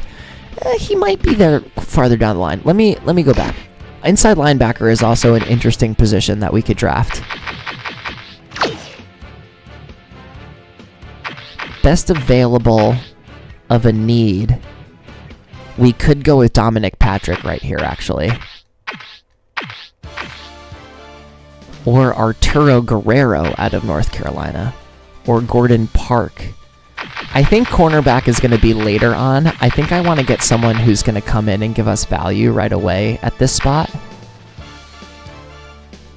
This is so hard. Glover. I think Patrick was the one that the scouts were telling us to grab. Yeah, there's Patrick. So maybe we take Patrick here. What have people been going with in the third round? Have people been grabbing fullbacks? No one's really been grabbing fullbacks yet. So this maybe feels a little early for us to go with a fullback. Have any tight ends gone yet? I guess not. No tight ends have gone either. You know what? I'm going to grab my cornerback here, I think. It was between two guys. They weren't that far down the list. Guerrero and Park. Park is much faster. But Guerrero's much stronger. They're both out of North Carolina. That's so funny.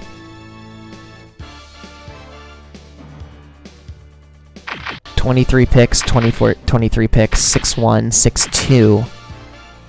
I think I'm going with Arturo here. 4.43 means his speed is still in the 80s. He's a tackler. Or do I want to take the flyer? Oh, you're saying Park, Gordon Park. Go with the faster guy. Even though he has less bench. His tackle will probably be worse. Although he had more tackle. Look at that. 288 tackles. You're right. I'm going with Park. Let's get him.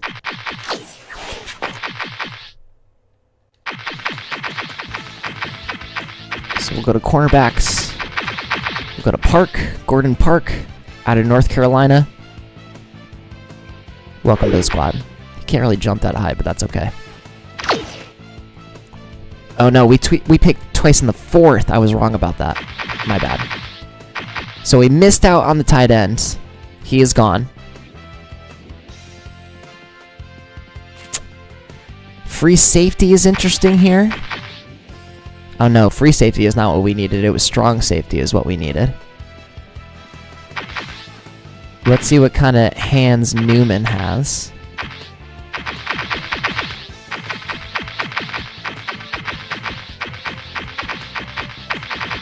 .441, 3 hands. I actually kind of like Richard Newman. 5'9", 441 means he's pretty fast. 26 bench means he's strong. He can jump almost 40 inches. He's got 3 hands. So Ricardo Newman is... I'm going to hold that for a second. Just out of curiosity, let's go to the rookie report. There's 2 strong safeties that are at the top of this. So I'm going to go ahead and trust that the wide receiver will be there. And I want to decide between these 2 strong safeties. We've got Ted Hines, also out of North Carolina. And we've got Grant Huff out of Akron. It looks like Grant Huff is both faster and stronger, but he can't jump quite as high, and his shuttle isn't as good, but I don't necessarily mind either of those. Lionel Hicks, I don't think, gets into the conversation. Not with that 20-inch vertical. Although that 29 bench is nice. I think it's Grant Huff. Yeah. I'm going to go with Grant Huff here. So we almost go with the... Nope. Whoopsies. So let's go to strong safety. This is a position of need for us.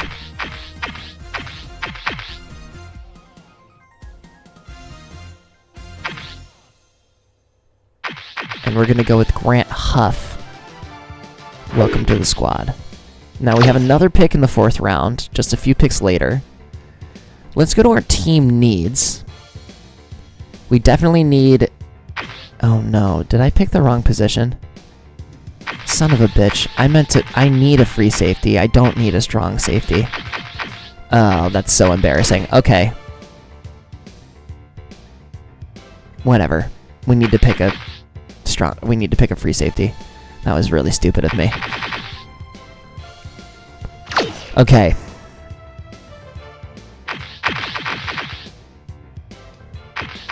So we don't need any more strong safeties. We need free safeties. What a dumbass I am. Alright, let's go back to the team needs really quick.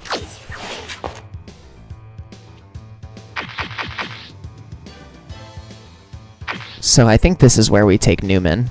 Or we could take Snyder and hope that Newman is still there.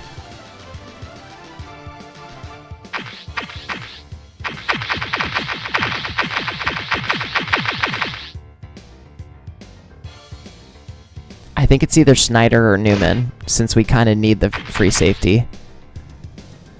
I'm so mad at myself for drafting that strong safety. That was really dumb. I wonder who comes up first. Literally neither of them.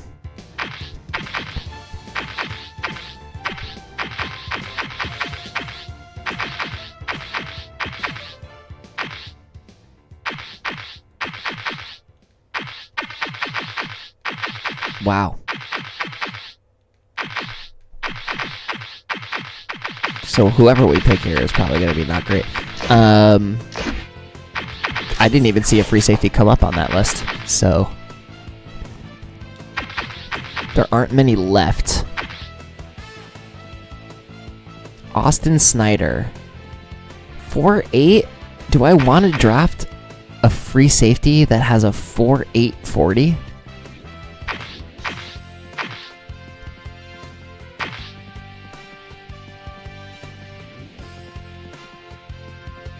Or else are my team needs out right now? Team needs. I'm so mad at myself. Okay.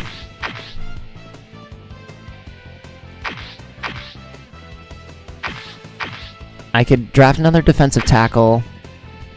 I don't think I need defensive end. I don't think I need outside linebacker. I definitely need an inside linebacker at some point. I'll probably go like 7th round pick for a QB if I need one. I think free safety is my most urgent need, and I really messed up by drafting that strong safety by accident. Shoot.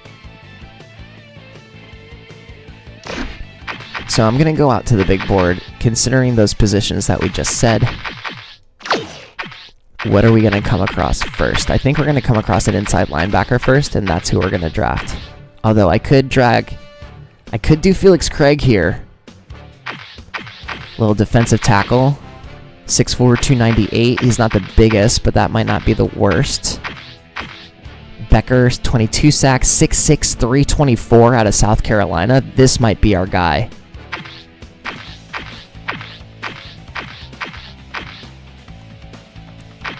Yeah, I like Becker here.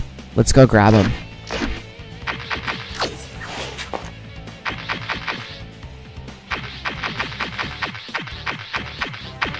Defensive tackles. Becker. Where you at, Becker? W. Becker. 22 sacks. That's what we want. The most out of any guy remaining from defensive tackles. Plus he's huge. 6'6", 324 is ridiculous. Let's take him. Okay, into the 5th round. Our wide receiver may have gotten drafted. Snyder is still there. He's not even on our list anymore, which I find funny. Might be Weaver that we grab here. Let's look at these wide receivers. Which ones did I want us to look like? Sharp and Erickson. Let me just do this. Bowman, James, Chapman. I don't think that was any of them. Sharp, Erickson. Sharp has 3 hands, 4'3", 6'5". Bench it. Where's Erickson? 3 hands, 3'3", 6". Jumps much higher. Shuttle run is faster. Only a tiny bit slower. You know, I'm down with taking a receiver here, and this feels like a toss-up, actually, between Sharp and Erickson.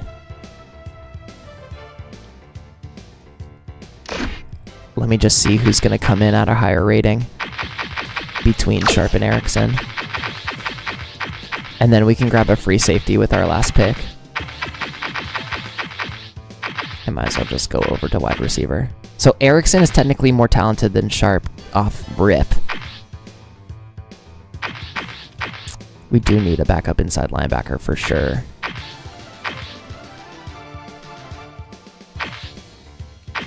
I think I want stronger and faster. I want Doyle Sharp. I don't mind the extra 10 inches of not being able to jump. I think that outweighs. Stats are like almost identical. Because I think stronger also means he potentially won't get hurt as easily too. So we'll go ahead and take Sharp here.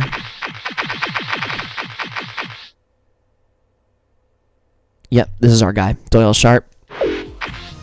Oh, no. No. Draft Doyle Sharp to the Steelers, yes. Round 6. Free safety Snyder is there. Inside linebacker Boone is there.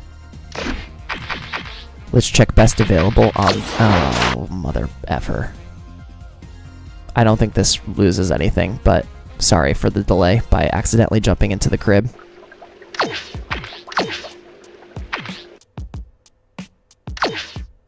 Right back to it.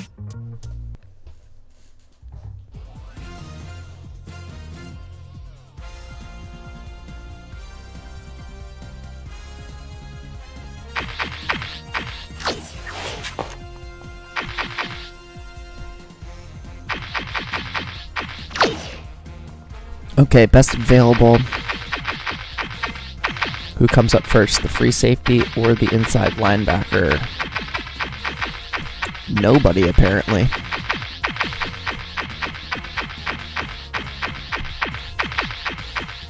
Wow. Okay. It's not even the inside linebacker that they wanted us to take. That's so funny. Neither of those guys were. So let's go. Snyder or Boone? Inside linebackers, there's only a couple left. He's the fastest and the strongest of all the guys left. Another Tar Heel. Snyder continues to be... I mean, I would probably take Gilbert, but we're going to go ahead and take the inside linebacker first because I actually like this. 4'6", 32 bench. That's pretty good. So let's take Max Boone. And then we go to the 7th round. Our Mr. Irrelevant is going to be a free safety. We have our pick of free safeties. I'm thinking we go with Merle Gilbert. He's not super smart, but he's also fast, stronger than most other guys, can jump decently high, and his shuttle run isn't the worst? Question mark? I can see why Snyder's up there, because his 30 bench probably means he hits hard.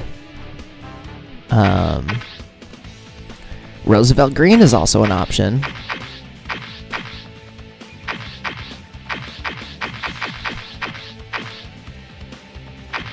$210, $219. I don't really feel like picking up a quarterback here or a fullback, so yeah, I think free safety is the position that we're going to draft. I'm leaning towards Gilbert right now. Only because he's the fastest and he has more benches than any other guys that are down in that level of speed. I would hear arguments for Roosevelt Green, though.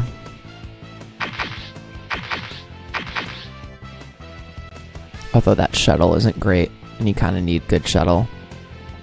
Alright, I think I'm going to take Merle. And that's our 7th pick, so that does it for the draft. Let's take a moment. I'm going to save, and let's watch SportsCenter and see what I'm curious what a SportsCenter looks like. I'm also going to stir my cranberry sauce because I've had cranberry sauce simmering this whole time, so let me make sure there's not a disaster in my kitchen when I start SportsCenter.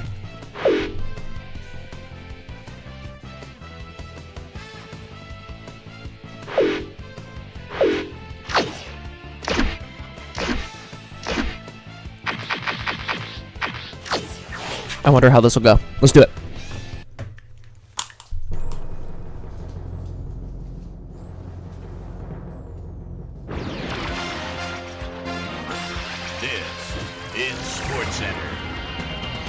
Welcome, everyone, to a special draft wrap-up show here on ESPN. I'm Mel Kiper Jr.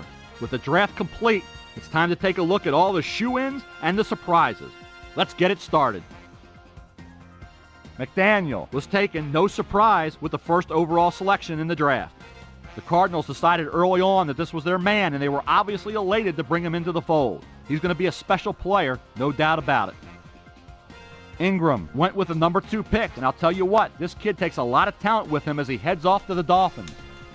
6'5", 223, out of Central Michigan. He had a super season last year that really helped his draft standing, and I think he'll be an impact player at this level. Valdez snuck into the top 10 as he was nabbed with the number 9 pick overall. Pretty good value here with this pick as he heads off to the Cowboys. And you had to figure they would be looking for offense with this pick, and they did just that. So I think he'll really help them out. The Lions had the number 17 pick. Obviously a spot where they can find a quality player, and they did just that. Lee is a guy that's got a lot of upside, and I really believe he'll be a fixture with this club for years to come.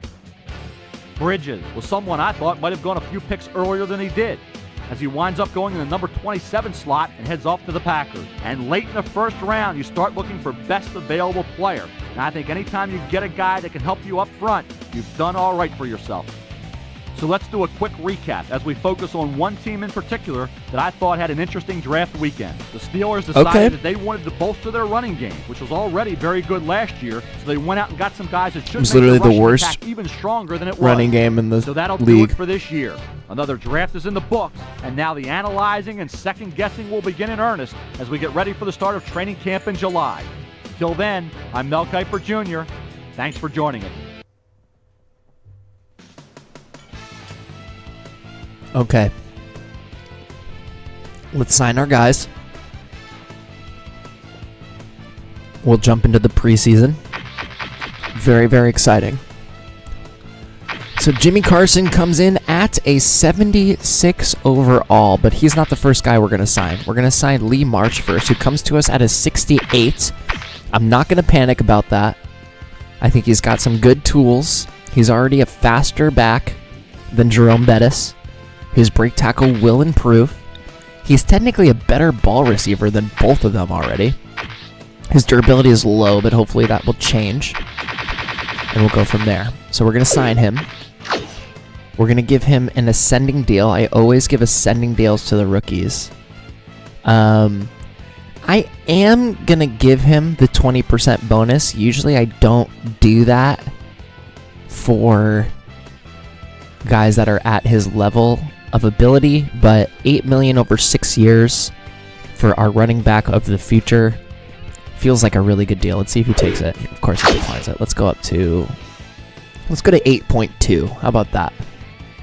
Lee Marsh accepts the offer. Great. Now we'll go to Jimmy Carson. He was our second round pick. Let's go over to guard.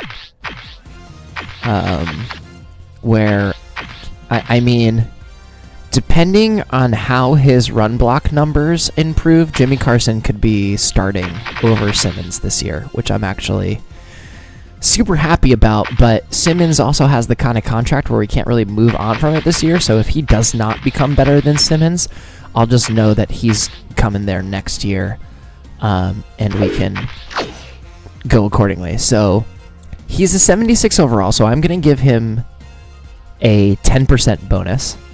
We're going to sign him for 6 years.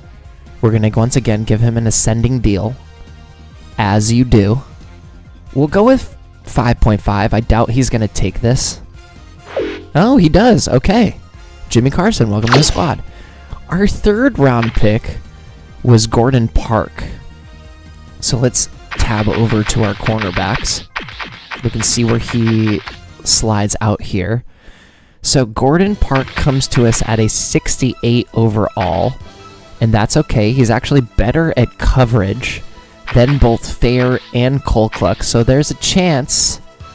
Well, yeah, see, I don't really think we had much to change. There wasn't also a terrible amount of opportunity to change it, but we're not done yet. He's fast as hell, 94 speed, one of the fastest guys on the team now already, and I love that 80 coverage. He's got a 70 tackle, so I think Park is going to be at least the nickel or the dime cornerback just by these 3 stats alone, because he immediately leapfrogs Terry Fair and Colcluck in those respects. He's pretty agile. His strength is low. His jump is awful. His stamina isn't great. His durability is pretty good. Let's sign this guy. Let's give him a 5-year deal. He's going to get no bonus because he's under a 70, and it's going to be an ascending deal. It's going to make him cheap these first couple of years, which I'm very excited about. 2.9 over 5. That's a good deal. Let's go ahead and take that. Gordon Park, welcome to the squad. Now, I believe we then went to Becker, defensive tackle. We ended up signing a lot more guys on the defense to kind of make up for some of the... So, I mean, at this point, it doesn't really matter. Let's just go ahead and sign the rest of the guys that we have here. We've got Doyle Sharp, 75 catch, not the best. Run route at an 80, 92 speed, 81 agility. Durability is at a 73, so that's pretty good. 6'5", 214. Let's get him signed real quick. We'll put him on a 4-year deal. We'll go ascending once again. And we'll pop him to 1.75 over those 4 years. I have to imagine he will take that deal. He does. We still have plenty of room to work with. Going back to strong safety, I somewhat regret making this pick, but it also means that we can probably just move on from Marquand Manuel right away and just let Grant Huff be the backup. So, I mean, he'll probably be cheaper. He's a better tackler. He's a better run cover. Like, he's already better in most respects than the backup guy. So I guess Grant Huff is going to be our backup strong safety. We didn't mean to get him, but we're going to keep him. We'll keep him at 4 years. We're going to go once again ascending.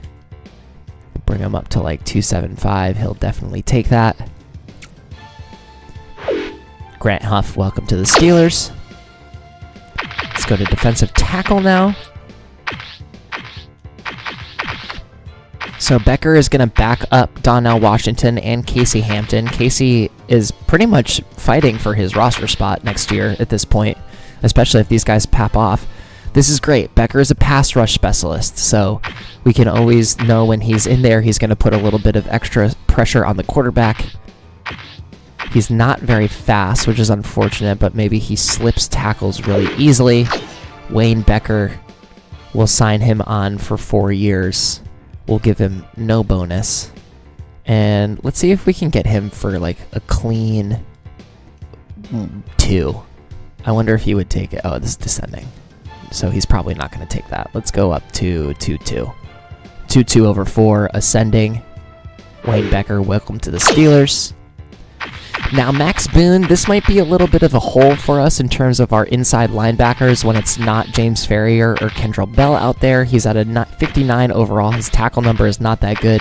I think that this is a position that we need to go and look at free agency and maybe potentially sign another guy there. So luckily, this guy is crazy cheap. We'll sign him for $850 over 3. I think even making that an ascending contract will just make it like $890 over 3.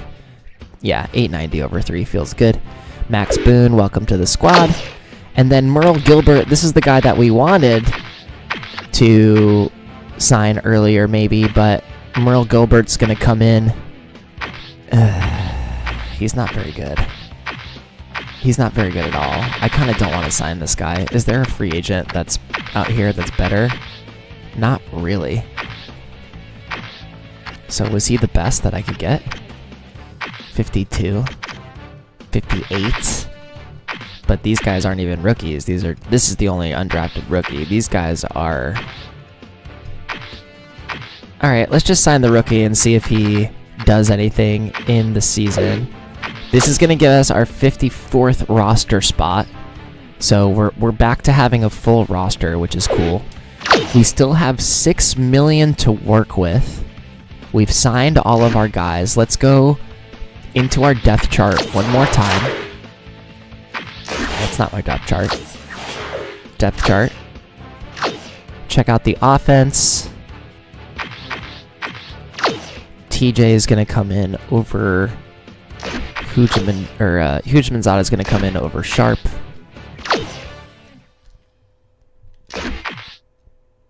All groovy there, all groovy there. I think Carson is going to sit on the bench underneath Simmons for now, even though he has a higher rating. I want those block. Actually, let's...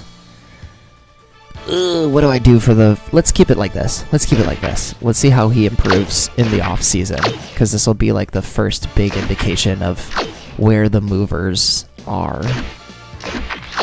Defense. We're looking okay. Defense. Let's put Washington over Becker. Okay. Farrier, Boone, Bell. Bell, Boone, Farrier. Good, good. Park is going to take... Yeah, let's put Park in that nickel spot, honestly. Like, I kind of want to try him out there. Because he's got the coverage and the tackle to handle it, I think. So let's put him in that nickel position. Dyson's on the other side. We'll have Huff over Manuel. We'll keep those guys there, I guess. Hopefully Logan doesn't have a down year. Let's quickly see if there's anyone else that we can sign. Front office contracts. I agree with that. Let's go to all NFL. Let's see who's out there. We don't really need Bryant. We don't really need Shane Burton. We don't need Ronnie Bailey. And then everyone else is just guards and other people that I don't really think we need. Fullback-wise, is there like... We could look at Eddie Lloyd as someone who blocks for runs. That's actually not a bad idea. His durability is awful, though. Wow. We don't really need to. There's a lot of undrafted rookie quarterbacks.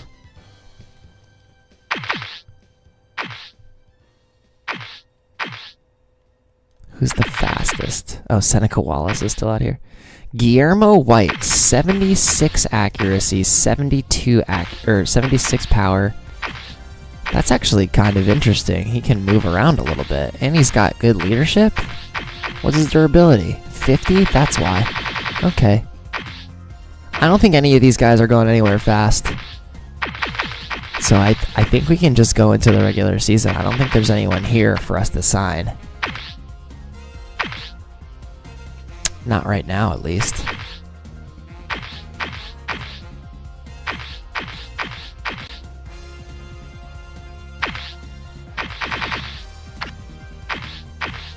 I'm just having some giggles with myself. 48 rating is tough.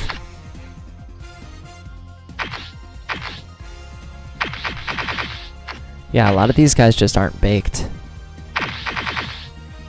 or just not good. Banana. Wilbur Pena. That's a big boy. Pass rush. Rufus Lamb. That's a good pass rush.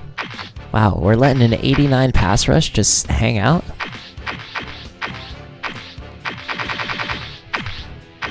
Anyway.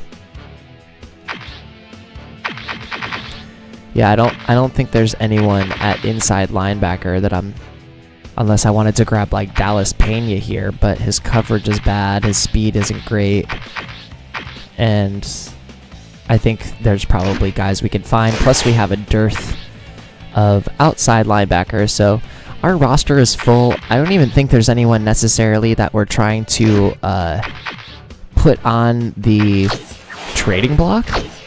What I am going to do is we are going to start Jerome for now, but I wouldn't be surprised if eventually Marsh took over that starting job. But I'm gonna start with Marsh as the backup for now. He's actually gonna end up playing most of the first game of the preseason, so I think we can release all unsigned rookies, and here we are at the preseason.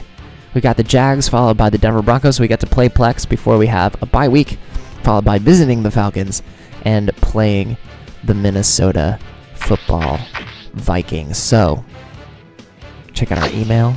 We're 20th in the power rankings. That's fun. We don't really need our scouting report. Let's go into our front office. Is there anything? What does it want us to improve this year? I feel like this is just RNG. Improve the team's rush defense, even though we had the 6th best rush defense in the league. Okay. Our goal is once again to win more than 8 games. I guess we technically did not complete that last year by only winning 8. So there is that. We have $6 million in cap space, nearly $6 million in cap space to work with. That could go to other players. That could go to re-extending guys. We have some moves we can make. Whoa, y'all. I forgot that this happens. There are guys available. Sound the alarm, y'all. Sound the alarm. I don't think Edgerrin James is going to be a guy we chase down, nor is Anthony Thomas. But look at this. Like, there's 4 talent. Deuce Staley is back available again. There's 4 very talented running backs available, most notably Edgerrin James. Brian Johnson is now available as a weapon as a fullback. Wide receiver, it doesn't look like anyone too crazy. We could maybe take a flyer on a Ted Cross, but that 42 durability scares me right off. Robert Johnson, that's a competent tight end right there. But what I really want to look at are the tackles that became available. We've got LJ Shelton, Orlando Brown, Damian McIntosh, Scott Gregg, and Will Gandy. Will Gandy is the most interesting. Let me look at my guys really quick.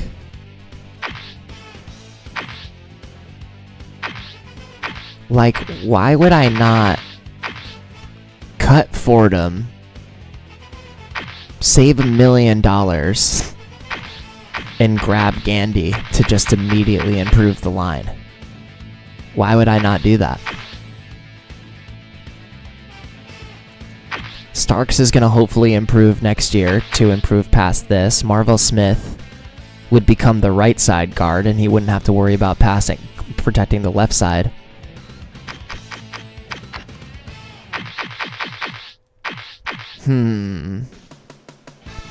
Because I don't think Shelton or Gregg or Brown really necessarily move the needle for me, but if I can get... What does he want? It just takes out the rest of my cap room. That's the problem. What if he went... Descending would probably make it worse, right? Yeah, I wouldn't be able to afford him. Okay, well that's why we can't get him. And I don't think LJ Shelton really changes the game that much for me. The cornerback stuff is really interesting. Really, really, really interesting. Because these are two, like, good starter. I mean, Sam Madison's probably a bit past his prime. But what is William Peters? Holy crap, that's why no one wanted him. Okay, never mind. So we're just not signing any of these guys because they all want way too much money.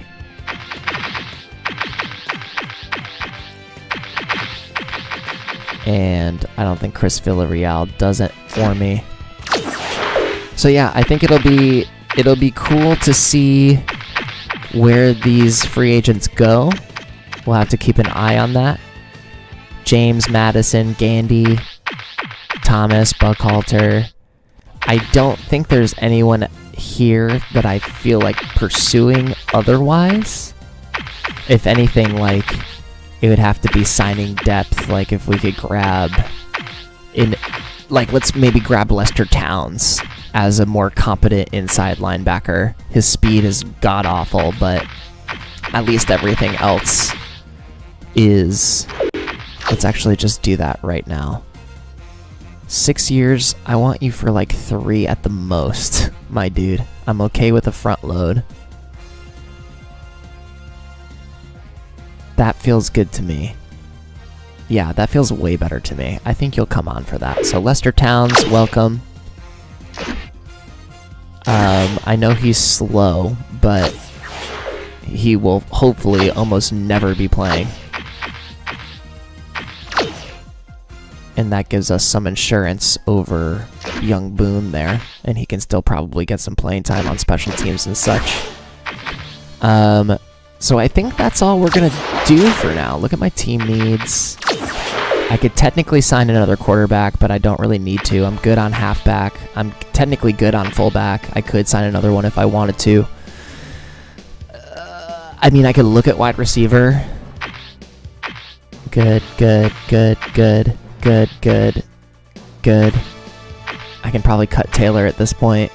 Defensive end, I'm probably going to get rid of one of those guys. Great. I could probably get rid of... I'm probably going to end up getting rid of Taylor since he's on the last year of his deal. Great. So let's make those last 2 cuts right now, just in case we want to sign more guys. We are technically 1 over our roster right now, so we are at defensive ends. Looks like we have no penalty for getting rid of Drew Kaler. He was technically a rookie last year. Let's look at the difference. Better pass rush, not as good run coverage, much better tackler, strength, stamina, agility, jump, durability. Alright, say goodbye to Drew Kaler. Release goodbye. That cuts us back over 5 million. Get out of here, spam bot. You're a spam bot. Boo, spam bot. How do I report this as spam? Let me report it. Boo. Boo, spam bots. Okay. And then let's go to our cornerbacks. And we'll say goodbye here to... Technically, Drayton Florence would be the more financially savvy move, but I really like Drayton Florence. He had some really big plays for us last year, so we're not going to save as much money with this move, but we have enough speed now that, like, I don't see any reason to keep a 47 overall cornerback on the roster. So we'll go ahead and release Ike Taylor. We're up to 1 open roster spot, $5.5 million to work with. There are always other free agents that pop in here.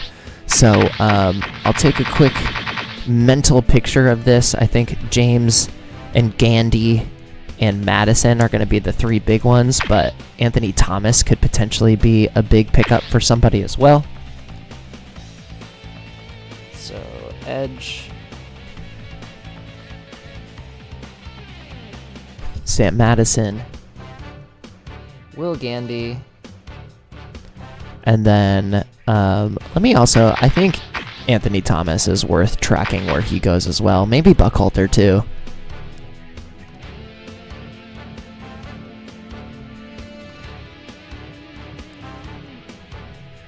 Okay, let's go into game number 1. This is going to be... I'm excited to see what our overall looks like right now after doing all of that off-season work. So we're going to just simulate up to the game quickly just to see what our overall looks like, and then we'll jump back into the GameCast simulation. So we have improved the team. The team has improved. 84 overall. I think the thumbnail of this video has what the original was. I know for a fact that one of those numbers was under an 80 before, so the team has marginally improved. Pretty stoked about that. We're going to GameCast live this one, and we'll talk to you on the other side of it. It's going to be a lot of backups, so we're going to see Lee Marsh. Look at this guy running up the field already. Love to see it. Cordell Stewart's also in. And I think potentially as we get a field goal there, stalling out before the end zone, I think oh, look at Huff, the rookie, getting a pick right away. Love that for us. And TJ Huzamanzada with a touchdown. So immediately 2 of our new guys making an impact in the preseason. What I was trying to say here is that as we get into games 3 and 4 of the preseason, I think I'm going to switch Evans into the starting spot, or Marsh, into the starting spot. So then Marsh gets the majority of the workload, and that way Jerome Bettis, we don't risk taxing him too much or him getting hurt. We don't really need him to play that much in the preseason. So I think after game 2, we're going to end up making Marsh the starter, and then we'll see how much his overall improves, and based on that, who knows, maybe we bring him in as the normal down back, and it's Jerome Bettis that comes in as our third down short yardage situation guy, because that's maybe what he's more suited for. This is very exciting.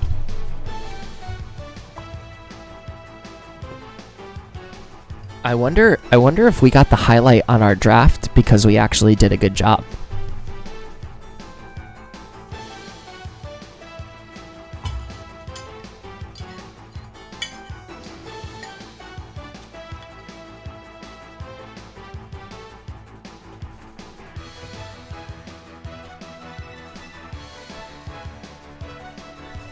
I don't know where my phone is. I know that's not terribly important right now, but...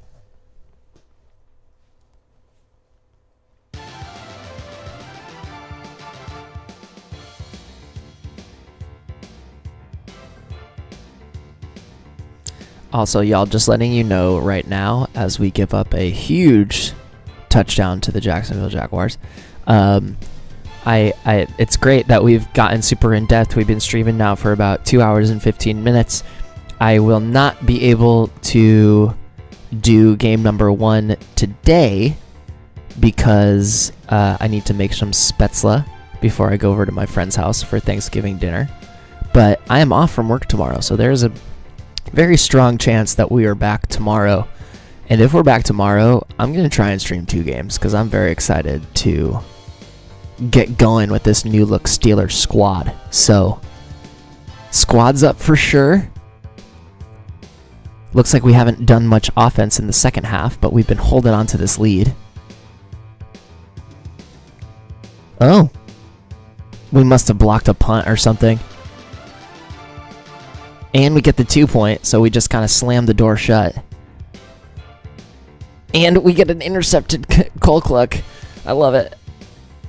Spätzle is a German egg noodle.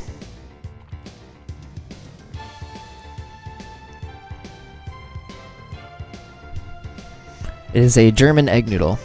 It's a Thanksgiving staple with my family. I am not with my family. They're all in Connecticut. As we win this one, so good job by us. Jeff Reed scored a field goal. Cordell Stewart threw a touchdown to TJ Huzamanzada. Jeff Reed scored another field goal. Scobie kicked a field goal. Craig Nall to Jermaine Lewis for 77 yards. And then we had a run up the middle. That must have been that kick. And then a pick 6 by Cole Cluck to finish the game off. So our defense doing the thing. So we'll go to our calendar. We'll simulate through the week. We'll see where I have to imagine all of those guys got signed. You know what? Let's just watch SportsCenter, and it'll probably tell us where those signings happened.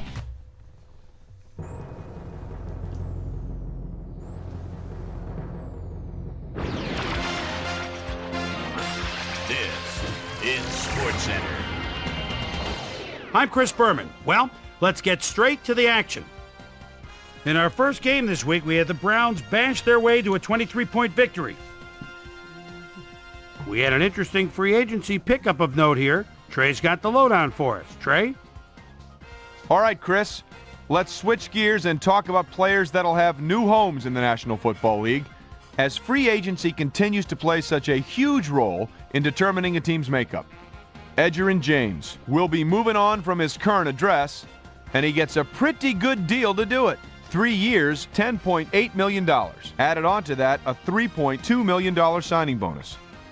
William Peterson will also have a new address for a while as he signs a 4-year contract with the Browns. Todd McBride is going to find himself with a new club, and he'll be in a new tax bracket too. 6 years, $6.4 million, plus a $1.2 million signing bonus. Wayne Gandy is on the move as well as he signs a 3-year contract with the Cardinals. Michael Jenkins pulled down 100-plus receiving yards and helped his Falcons beat the Lions. Right on the Mississippi River in St. Louis, we had the Rams get sent away with a 7-point loss. Over at the RCA Dome, we had the Colts lose by just a single point. The Chiefs had over 100 return yards in their victory at Giant Stadium. Seahawks, Texans. Bailey is split out at his own 20-yard line. Probably a little safety valve across the middle. And he stutter steps. Oh, no. He has more in mind. Breaks the tackle. Let him go. He could go all the way. What speed? Touchdown. The Texans win this one by the final score of 21-13. The Raiders won on the road and will now head home to meet the Rams. We had a big injury in this one, and Trey has the lowdown for us. Trey? All right, Boomer, thanks. Luckily, we had a relatively injury-free week, which makes my job just that much easier. Bethel Johnson is arguably the biggest name on this list. He'll be out for 12 weeks. So that'll do it for now. Chris, let's send it back to you. In upstate New York, Buffalo, we had the Bills squeeze out a 4-point victory. Jericho Cotchery had over 50 yards receiving and helped his Jets beat the Redskins. Up in Chicago, we had the Bears edge their way to a narrow 3-point win. 49ers, Chargers. Douglas is just shy of the midfield stripe and takes the quick handoff with a spin. They're fooled! Nobody was deep on the left side! 10-5 touchdown! The 49ers go on to win this by the final score of 17-7. The Packers defense held their opponents to under 100 rushing yards in their win at Lambeau Field. And in our final game, we had the Steelers come away victorious. So, as usual, plenty of surprises around the NFL. And heck, we just got into week 1. My primetime players' game balls go out to these gentlemen, each one with a fine start to the season. That'll do it, sports fans. I'm Chris Berman, and thanks so much for joining us here in the Bristol studios. We'll see you next week right here on ESPN, the worldwide leader in sports.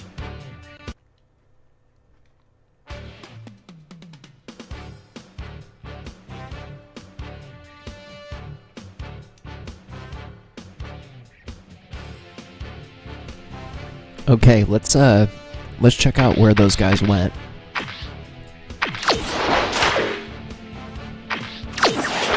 So first was Edgerrin James. Lamont Jordan went to the Titans? Why did the Titans need him? They already had Chris Brown. That's so dumb. Wrong, Ricky Williams. Tatum Bell's out there, though. We had Tatum Bell on the old Lions team. So Edgerrin James ends up on the Browns. He's taken the starting job from Willie Green. That's actually a really good pickup for them.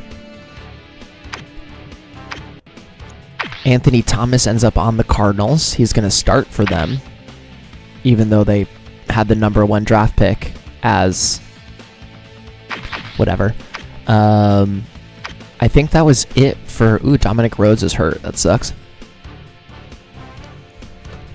Was that it for... Oh. Carell Buckhalter. Let's see where he ended up.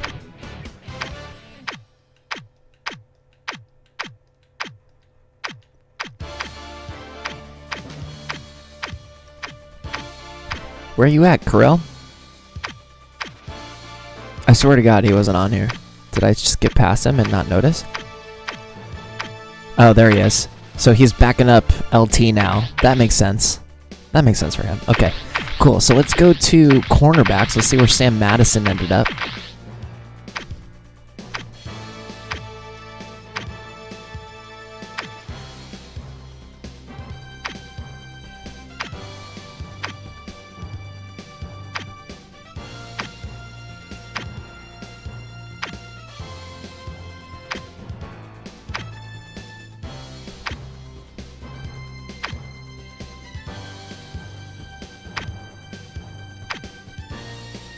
Needle in a haystack.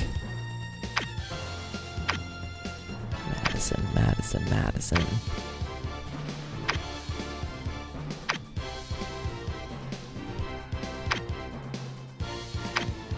There he is.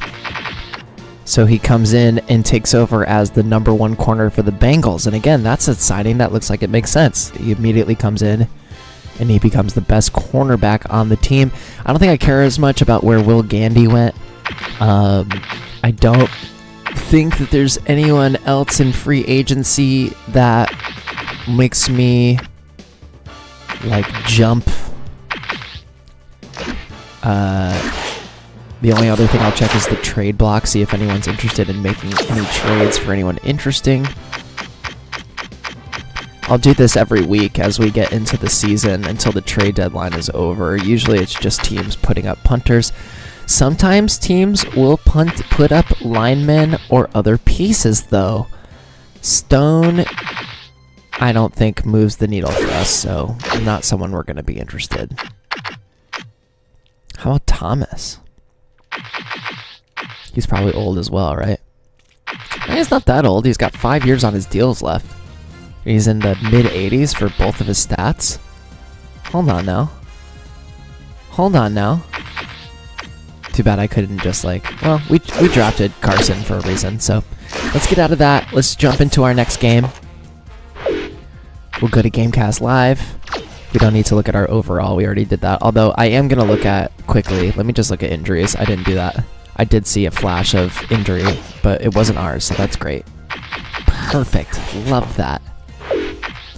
So Gamecast Live, we're playing our old guy, Plexico Burris, now a Denver Bronco. Let's see how it goes for us. We are going to see a little bit of starters in this one, as the bus gets his first carries of the preseason. Hines Ward getting a little run, Shannon Sharp back in action, and Ben Roethlisberger brings us to the end zone right away. Good stuff, Big Ben.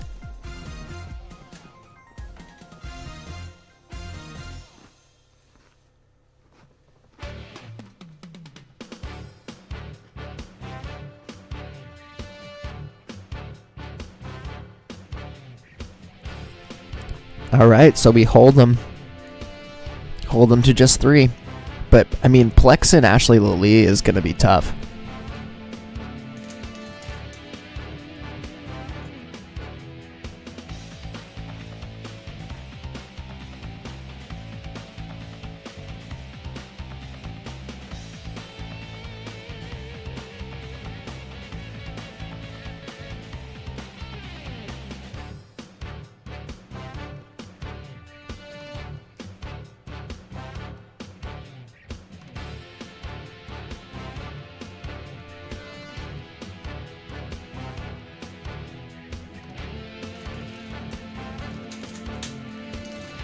Lee's having a tougher go of it here. It looks like Jeremiah Trotter's on this team now.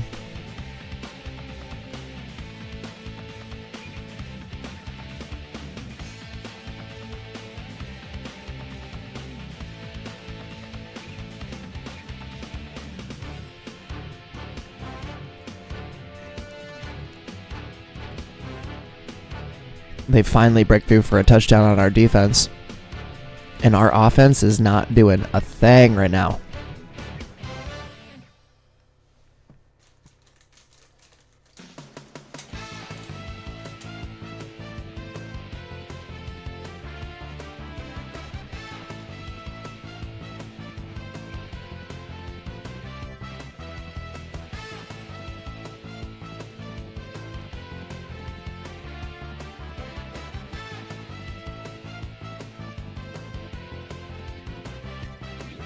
Here we go, drive. Here we go, drive. Come on. Oh, Cordell. Tough.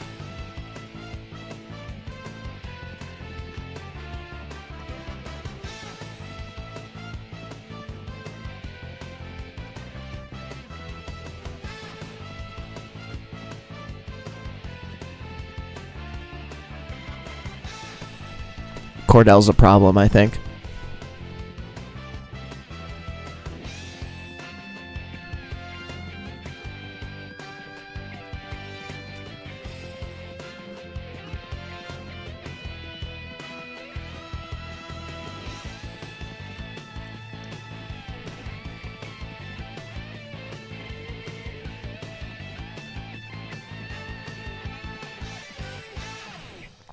Yeah, Cordell's a problem.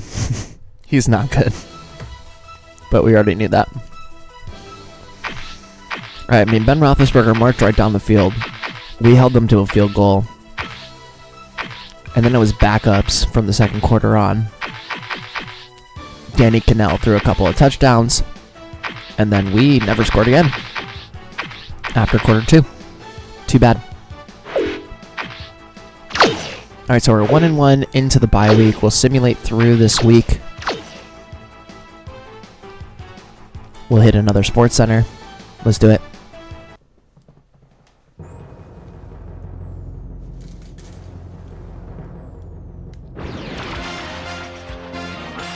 This is Sports Center. Hi there, I'm Chris Berman. We got a lot of games to cover, so let's get to it. In our first game this week, we had the Rams come away with a brutal 18-point victory. We had a big injury in this one, and Trey has the lowdown for us. Trey? All right, Chris, thanks. Luckily, we had a relatively injury-free week, which makes my job just that much easier. Napoleon Harris might be the biggest loss on this list. It's a broken hand, and the doctors are saying he'll be out for 5 weeks. So that'll do it for now. Chris, let's send it back to you. Courtney Anderson had over 50 yards receiving and helped his Jaguars beat the Colts. By the warm waters of Tampa Bay, we had the Buccaneers get sent away with a 7-point loss. Up in Chicago, we had the Bears lose by 11. The Cardinals' defense held their opponents to under 100 rushing yards in their win at Lambeau Field. The Panthers won at home, but will take to the road next week to meet the Bengals. Dolphins, Eagles. Lamar Smith wants to get his team inside field goal range. Gets the handoff at the 42. Oh, he may do more than that. He shakes too. He could go all the way. Touchdown. The Eagles win this one by the final score of 28-23. Eric Mould pulled down 100-plus receiving yards and helped his Bills beat Brett the Lions. Favre is on the Bills. In the Queen City, Cincinnati, we had the Bengals come away with He a always decisive 10-point win. goes into free agency like Over at Arrowhead incognito. Stadium, we had the Chiefs I don't know how narrowly it coming happens. out on top by 5. The Broncos defense held their opponents to under 150 passing yards in their win at Heinz Field. The Cowboys won at home, but will take to the road next week to meet the Browns. And last but not least, we had the Seahawks come away victorious. All right, Chris, let's switch gears and talk about players that'll have new homes in the National Football League, as free agency continues to play such a huge role in determining a team's makeup. Brandon Bennett will have a new place to call home as he accepts a new contract, 4 years, $3.1 million. Brock Huard is on the move as well as he signs a 3-year contract with the Browns. Burgess is on the move, as you see, as he accepts a pretty good offer to leave his current club. 6 years, $6.4 million. Vonnie Holiday will also be locked up for a while as he signs a healthy 6-year contract with the Eagles. So, 2 weeks into the books here on ESPN, here's my prime time performers for week number 2. LeBoy and Chalar. Those are great names. That'll do it, sports fans. I'm Chris Berman, and thanks so much for joining us here in the Bristol studios. We'll see you next week right here on ESPN, the worldwide leader in sports.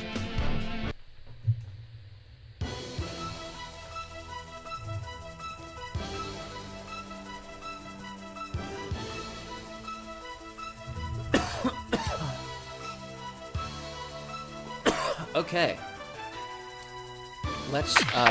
Let's check the happenings first. So we do have an injury. Terry Fair broke his foot. That's okay. He's the dime back as of right now, so he'll get about a month off, one of which is let me actually do this right now. Let's go ahead and make Lee March the starter. And then we'll go to our 3-4 defense. We'll just take Fair out for these 5 weeks. We'll put Cole Cluck in. We'll just put him all the way down there at the bottom. Cole Cluck is a deserving replacement there. Hate to see it. We lost that one. Doesn't really matter with the power rankings. I don't think any trades have happened yet. Let's look at if any contracts have become available. Not really, no. Too bad there's not more talent in free safety available, but you never know what's going to happen when the regular season gets started. Trading block. You know what I'm going to do on the trading block? I wonder if anyone would make me an offer for Manuel because he's a 71 overall. Like, he's technically a competent enough safety where he could come in and do the thing. Now, they got Hall here. Isn't this the Hall that we tried to sign?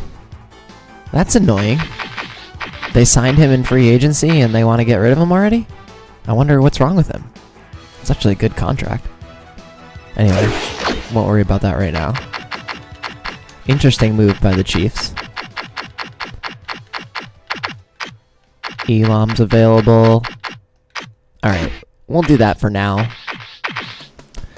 Nothing else has really happened, so let's just go through the bye week.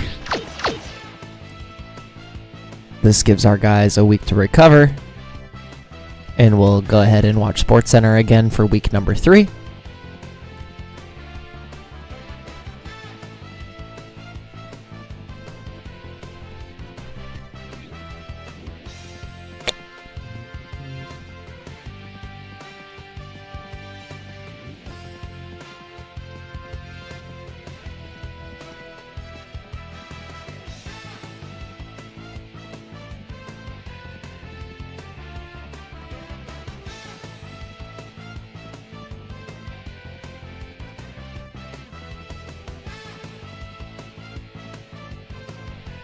Okay, let's watch SportsCenter.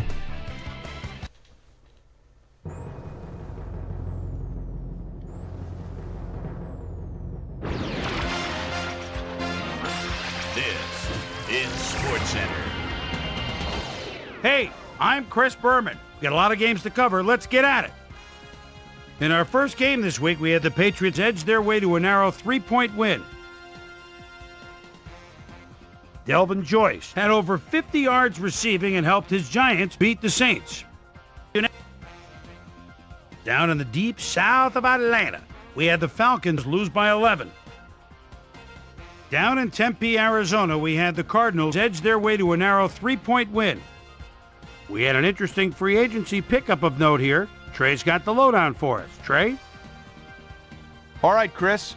Let's switch gears and talk about players that'll have new homes in the National Football League as free agency continues to play such a huge role in determining a team's makeup. Eric Flowers is on the move as he gets a contract for what can only be referred to as crazy money. 6 years, $6.2 million.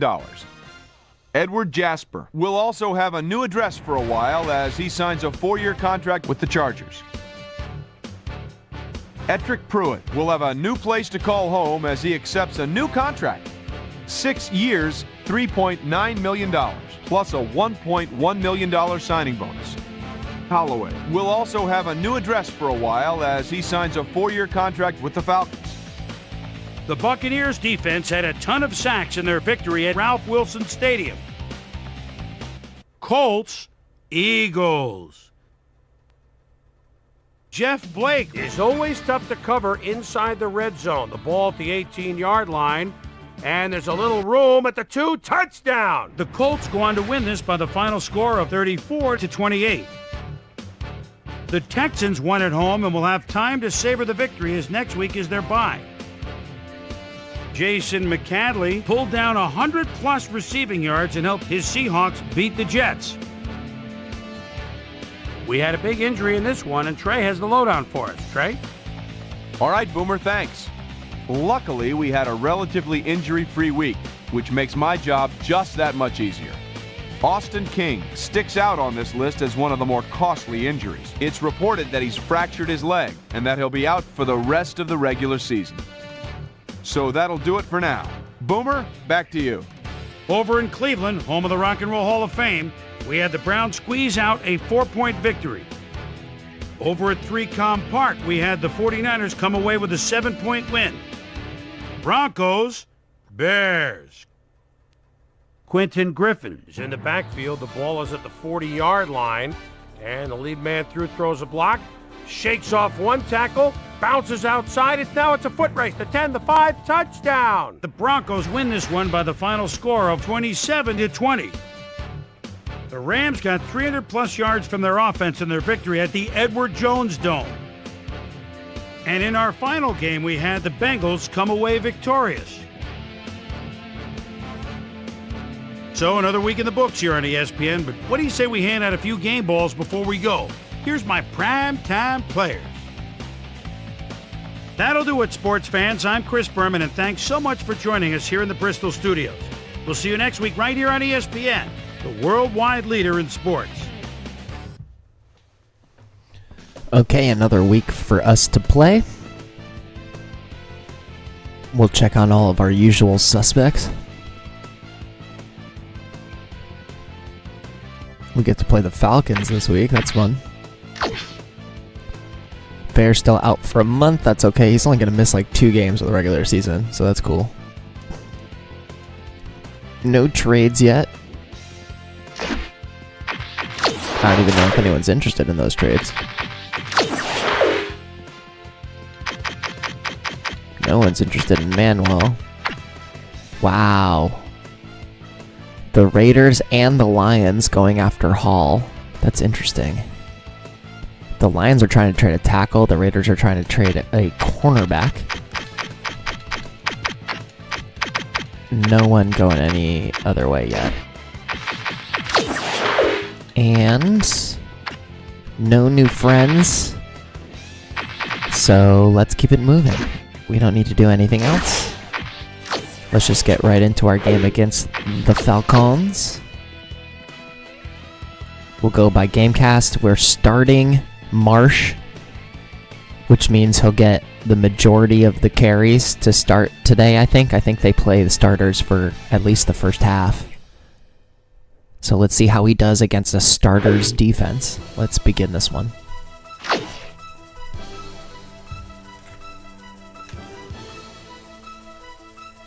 Good test for our defense, too. This is a very good offense. We beat this team last year, I feel like, but looks like they're going straight to the end zone there, capped off by work done. Let's see how the Steelers respond. Good job by Marsh getting the first down. Kreider's running backwards, but we give it a punt.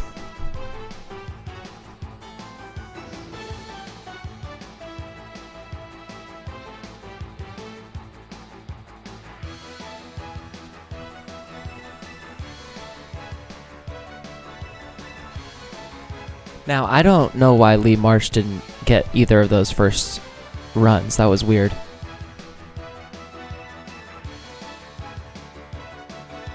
Well, let's get a stop. There we go. Hampton with a sack. Wait. What just happened? Was it a penalty on the punt? Oh, we didn't play Atlanta last year? I'm thinking of somebody else. Wow, that went nowhere. So Lee Marsh is struggling big time. 4 carries, 4 yards. Rough stuff from him so far. But no one's really been playing that well so far. There's Jerome. There's Lee. There's Lee. I don't know what Ben is doing, but...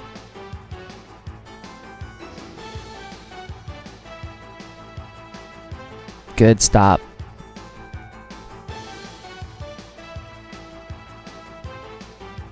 Not great. That was Randall L's first catch.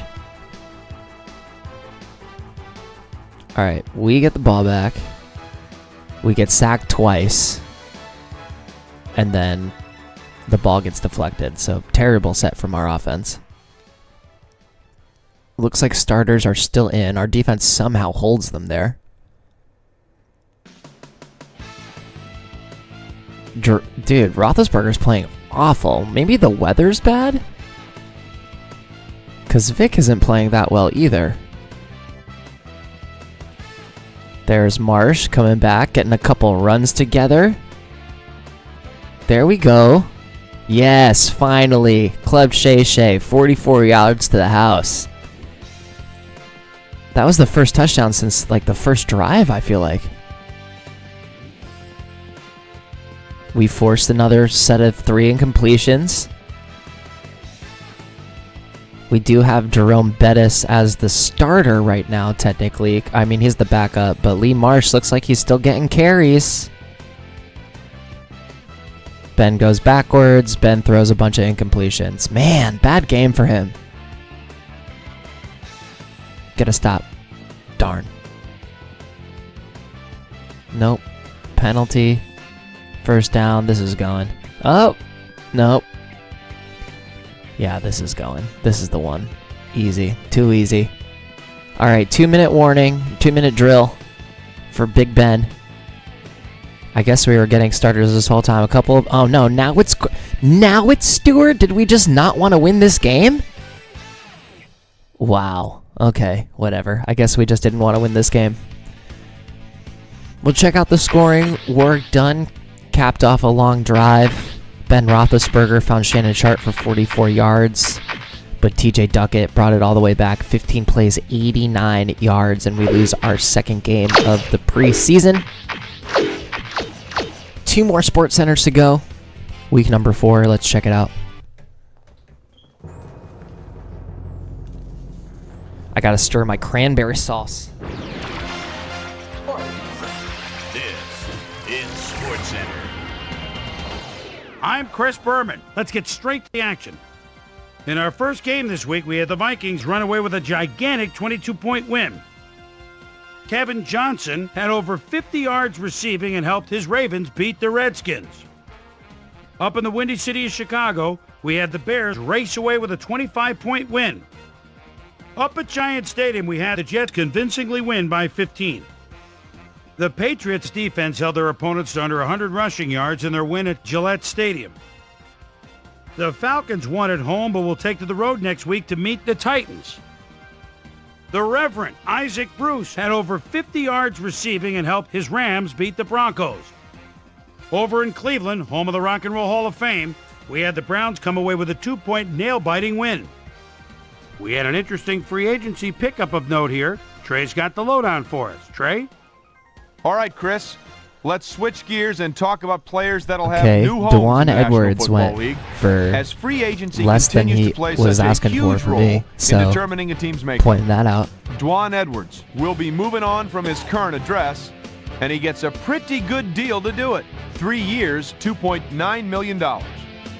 Davis will also be locked up for a while as he signs a healthy 6-year contract with the Colts. Jerome McDougal is on the move. Perhaps not for all that he thought he'd get, but a good deal nonetheless.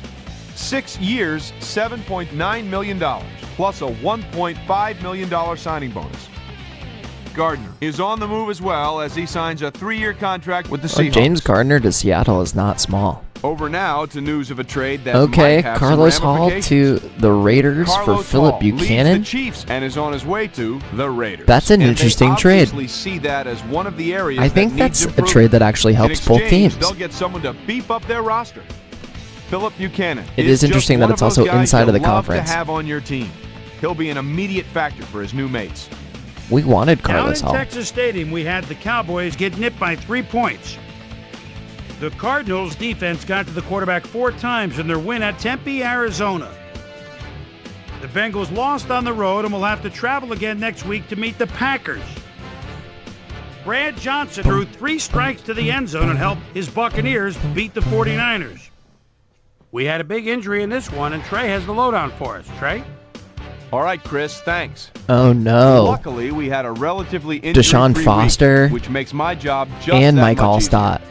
Mike Tough. Allstott sticks out on this list as Tough, one of the more tough. costly That injuries. sucks for both X-rays teams. confirming the original diagnosis. It's a broken ankle, and that'll keep him out for 8 weeks.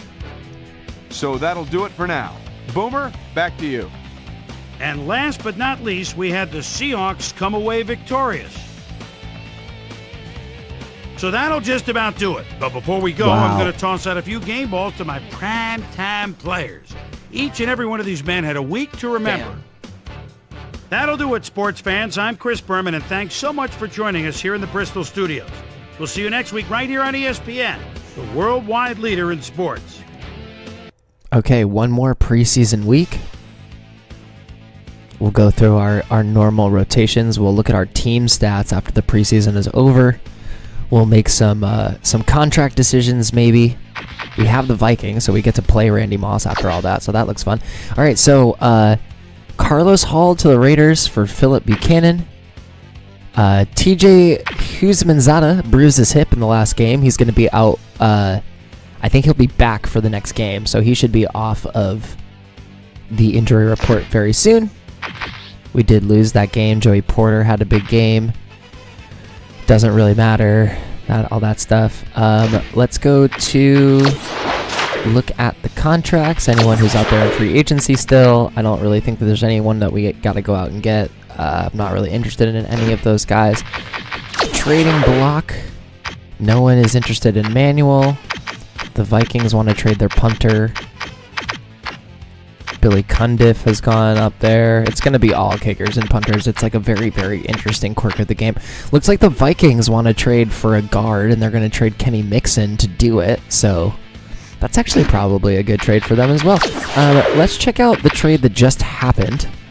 So we'll go to the Raiders, who got...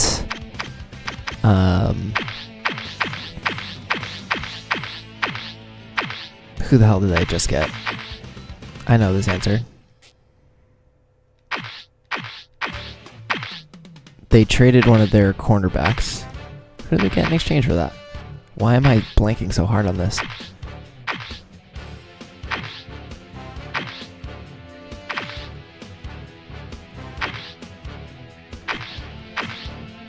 I can just go to the transactions.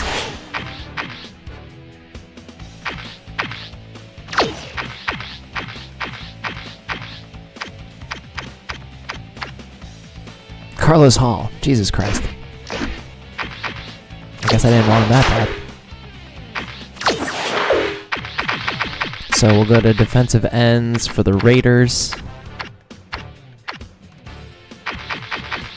Carlos Hall does immediately become a starter. I wonder if like someone like a Bobby Hamilton is going to be on the move.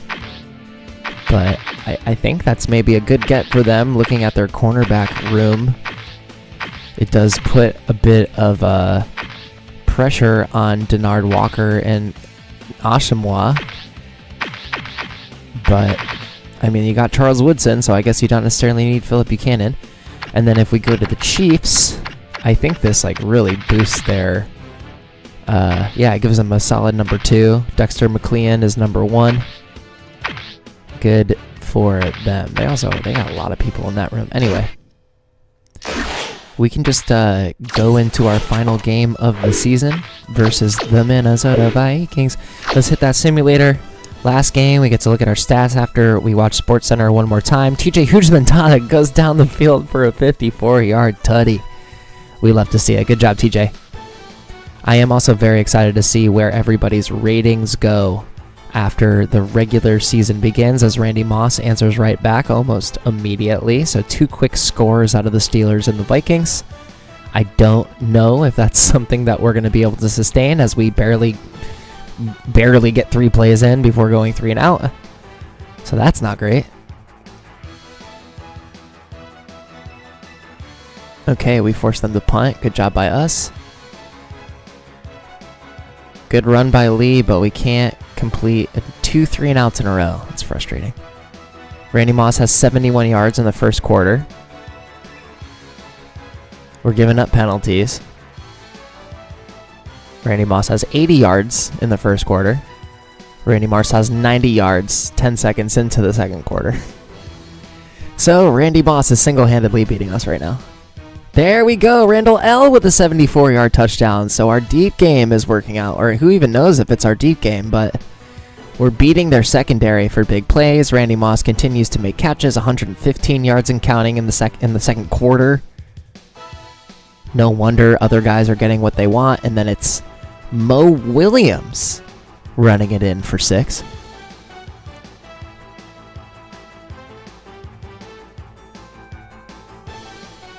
Lee Marsh finally getting some carries, but he got stopped on a carry for a loss there. Randy Moss, 139 yards and counting. Jeez, 154 yards. There we go. Deshae Townsend with a pick.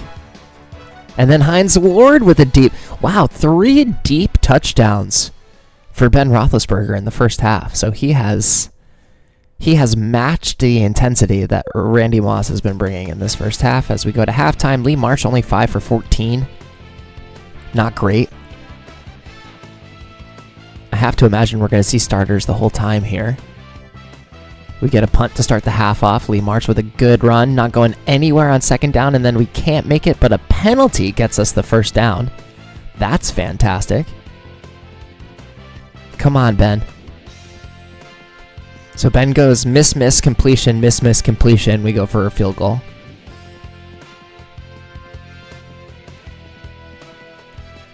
We've held Bennett to nothing too crazy as Culpepper, and it's a missed field goal by Elling. That one's surprising. Gross. Come on, Ben. He throws a pick and gives them beautiful field position. That's going to be an easy touchdown for the Vikings. So Minnesota's up by 4 points with just about 1 more quarter left to play. Marsh is running a little bit better, but not much. That's a good run. I think he heard me. Yeah, there it is. Marsh with a touchdown completion. A reception touchdown for the rookie. Great job. I don't know if he has a rushing score yet, but that was that might have been his first touchdown of his career. Randy Moss is officially... Oh, and Kendrell Bell with a pick. As Randy Moss crossed over into the north of 200-yard mark, Marsh is over 60 yards, and we end the game on the backs of our running backs. Huge pick from Kendrell Bell to save that victory, and the Pittsburgh Steelers win a huge game with the starters playing the whole time, which is really big. 31-28 against the Minnesota Vikings. So we had a deep strike to TJ Houshmandzadeh coming back from that injury for 54. Randy Moss had a huge game, more than 200 yards and 2 touchdowns, Ben Roethlisberger to Antoine Randall L. for 74 yards. That was a big touchdown. Mo Williams capped off a 76-yard drive. Hines Ward got that 41-yard pass. And then Jeff Reed, Michael Bennett completing a 21-yard drive. And then it was Lee Marsh, the rookie running back, catching that one for 24 in the end zone. Love that for the rookie, getting that win. Let's simulate the week. We'll watch SportsCenter one more time. We'll look at all of our stats. We'll look at all of the free agents or whatever one more time. And then we'll jump into what the regular season looks like. We'll look at how our roster checks out, and maybe we'll check out available contracts one more time. Or maybe we'll do available contracts first before we do our final check of the roster, just to see where anybody's at. We'll see what comes first, the chicken or the egg. But this is going to be our last SportsCenter before heading to the regular season. Once we kind of jump into that regular season, that's probably where we're going to call it for the evening, because like I said, your boy's got to go make some spätzle, and that's not a bad thing. That cranberry sauce is looking really good, too. I've stirred it a couple times. So thanks for spending so much of your Thanksgiving with me. This has been a really fun 3 hours. In our first game and this week, we'll cap this thing off after Sports Center. A decisive 10-point win. Joey Harrington threw for over 200 yards and helped his Lions beat the Cowboys. In the nation's capital, Washington, D.C., we had the Redskins lose by a disappointing 16 points. We had a big injury in this one, and Trey has the lowdown for us. Trey? All right, Chris, thanks. Luckily, we had a relatively injury-free week, which makes my job just that much easier. Rich Siebert might be the biggest loss on this list. A frightening moment for the NFL, but doctors are saying the spinal injury he suffered will heal in time, which is certainly good news. He's out for the rest of the season. So that'll do it for now. Chris, let's send it back to you. All right, Chris. Well, trades aren't quite as common in the NFL nowadays as they are in other sports, certainly. But we've got news to report to you on the trading front nonetheless. Randy Thomas leaves the Redskins and is on the move to the Vikings. And it's clear this was an area of their football team that needed somebody. In exchange, they'll get someone to beef up their roster. Kenny Mixon is a guy that ought to be able to fit right in with his new club, and he should make his presence felt over time. Over at Heinz Field, we had the Steelers edge their way to a narrow 3-point win. Bengals, Packers. Chad Johnson is so dangerous inside the red zone. And call signals at the 5, and there it is, a quick post, a slant touchdown. The Bengals go on to win this by the final score of 17-10. The Chiefs got 300-plus yards from their offense in their victory at Qualcomm Stadium. Tom Brady took to the air for over 300 yards and helped his Patriots beat the Jaguars. In the home of country music, Tennessee, we had the Titans walk away with a 6-point victory. Down in New Orleans, we had the Saints walk away with a commanding 19-point win. The Texans exploded for 500-plus yards from their offense in their win at Reliant Stadium. Bills, 49ers. Travis Henry is such a tough runner. Split the backfield at the 35-yard line, and look at him stiff-arm that defender, and it opens up the hole for a touchdown. The Bills go on to win this by the final score of 13-10. And in our final game, we had the Browns come away victorious. All right, Chris, let's switch gears and talk about players that'll have new homes in the National Football League, as free agency continues to play such a huge role in determining a team's makeup. McKinney will be playing his football elsewhere, though perhaps not for as much as he would have liked. 6 years, $2.1 million. Bryant got snatched up as well, and he signs a 2-year contract with the Titans. Chris Villarreal is on the move. Perhaps not for all that he thought he'd get, but a good deal nonetheless. $1.0 million. So another week in the books here on ESPN, but what do you say we hand out a few game balls before we go? Here's my prime-time players. Michael Strahan on the Colts will never get old. And thanks so much for joining us here in the Bristol studios. We'll see you next week right here on ESPN, the worldwide leader in sports. All right, so let's get through the last little bit of this. I'm sorry to any of you just joining us now. We are kind of on the tail end of things here. But who knows how late my dinner is going to go. So we won against Jacksonville. We won with starters against Minnesota, which is cool. We lost to the Broncos and to the Falcons. Offense never really got going until that last game, but it was good to see some offense in that last game. Let's go with front office before anything else. I don't think I'm going to go with it was a trade, Wolfie, but you can definitely go watch the episodes and find out. I think it was a trade back in season 1. Looks like the Bills are going to trade for Stone here. Vincent for Stone is interesting. All right, Daniels is now on the trade block. So it looks like they're just getting rid of their defensive ends, I guess. The Washington is just getting rid of their defensive ends, I suppose.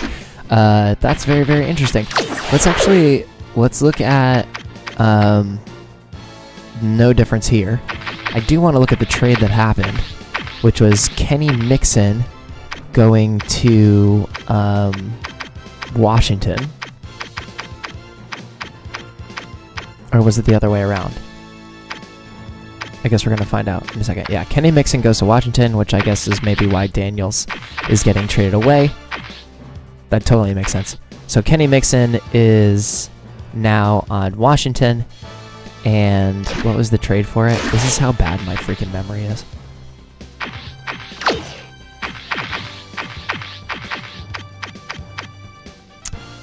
This is Randy Thomas going to the Vikings. So the Vikings acquire a little bit of guard help. Next time I'm just going to look it up beforehand, before I do that again. Fool me twice sort of thing. So Thomas joins Lewinsky. That's not so bad. They're probably going to get rid of David Dixon, I guess. They could probably waive him, no problem. I don't think... Excuse me. Yeah, so we're at 53 players. We don't need to cut anybody. So let's go into our stats before we go into the regular season.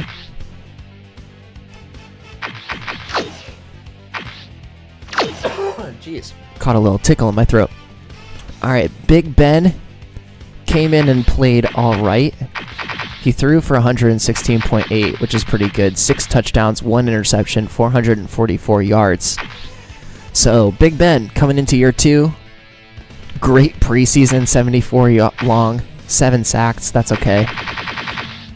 We'll go to rushing. We gave the majority of the carries to Lee Marsh. He did pretty okay. 55 carries, 224 yards. He averaged 4.1. 1 after a hit. Long of just 12. He did not score a touchdown on the ground, but neither did Jerome Bettis. That was actually Trunk Candidate getting one on the ground. He also had 75 yards on 27 carries. Jerome did pretty good on a lot less of a workload, about half the workload, 4.4 per carry, had a little bit more after hit. Marsh was able to break 31 tackles though, so good job by him. Receiving-wise, look at TJ Houshmandzadeh doing a lot here. 10 catches for 130. Hines was 15 for 186. Randall L. didn't really get too much run. Lee Marsh caught 9 balls for 69. Our rookie Doyle Sharp, 3 catches for 31. That's pretty much it. Touchdowns to Lee Marsh, to Shannon Sharp, to Randall L., 2 to TJ, 2 to Hines Ward. Tackling, Joey Porter leading the way, Michael Logan right behind him, Kendrell Bell, Higgins, Alonzo Jackson, I think that's probably special teams or playing backup, same with Mike Caldwell, Aaron Smith, Troy Polamalu, Donnell Washington. Let's go to assists, Deshae Townsend, Colcluck, that makes sense. Sacking-wise, Ricardo Colcluck, Kendrell Bell, Casey Hampton, rookie Max Boone, and then rookie Wayne Becker got in for half a sack with Terry Fair before he went down with his injury.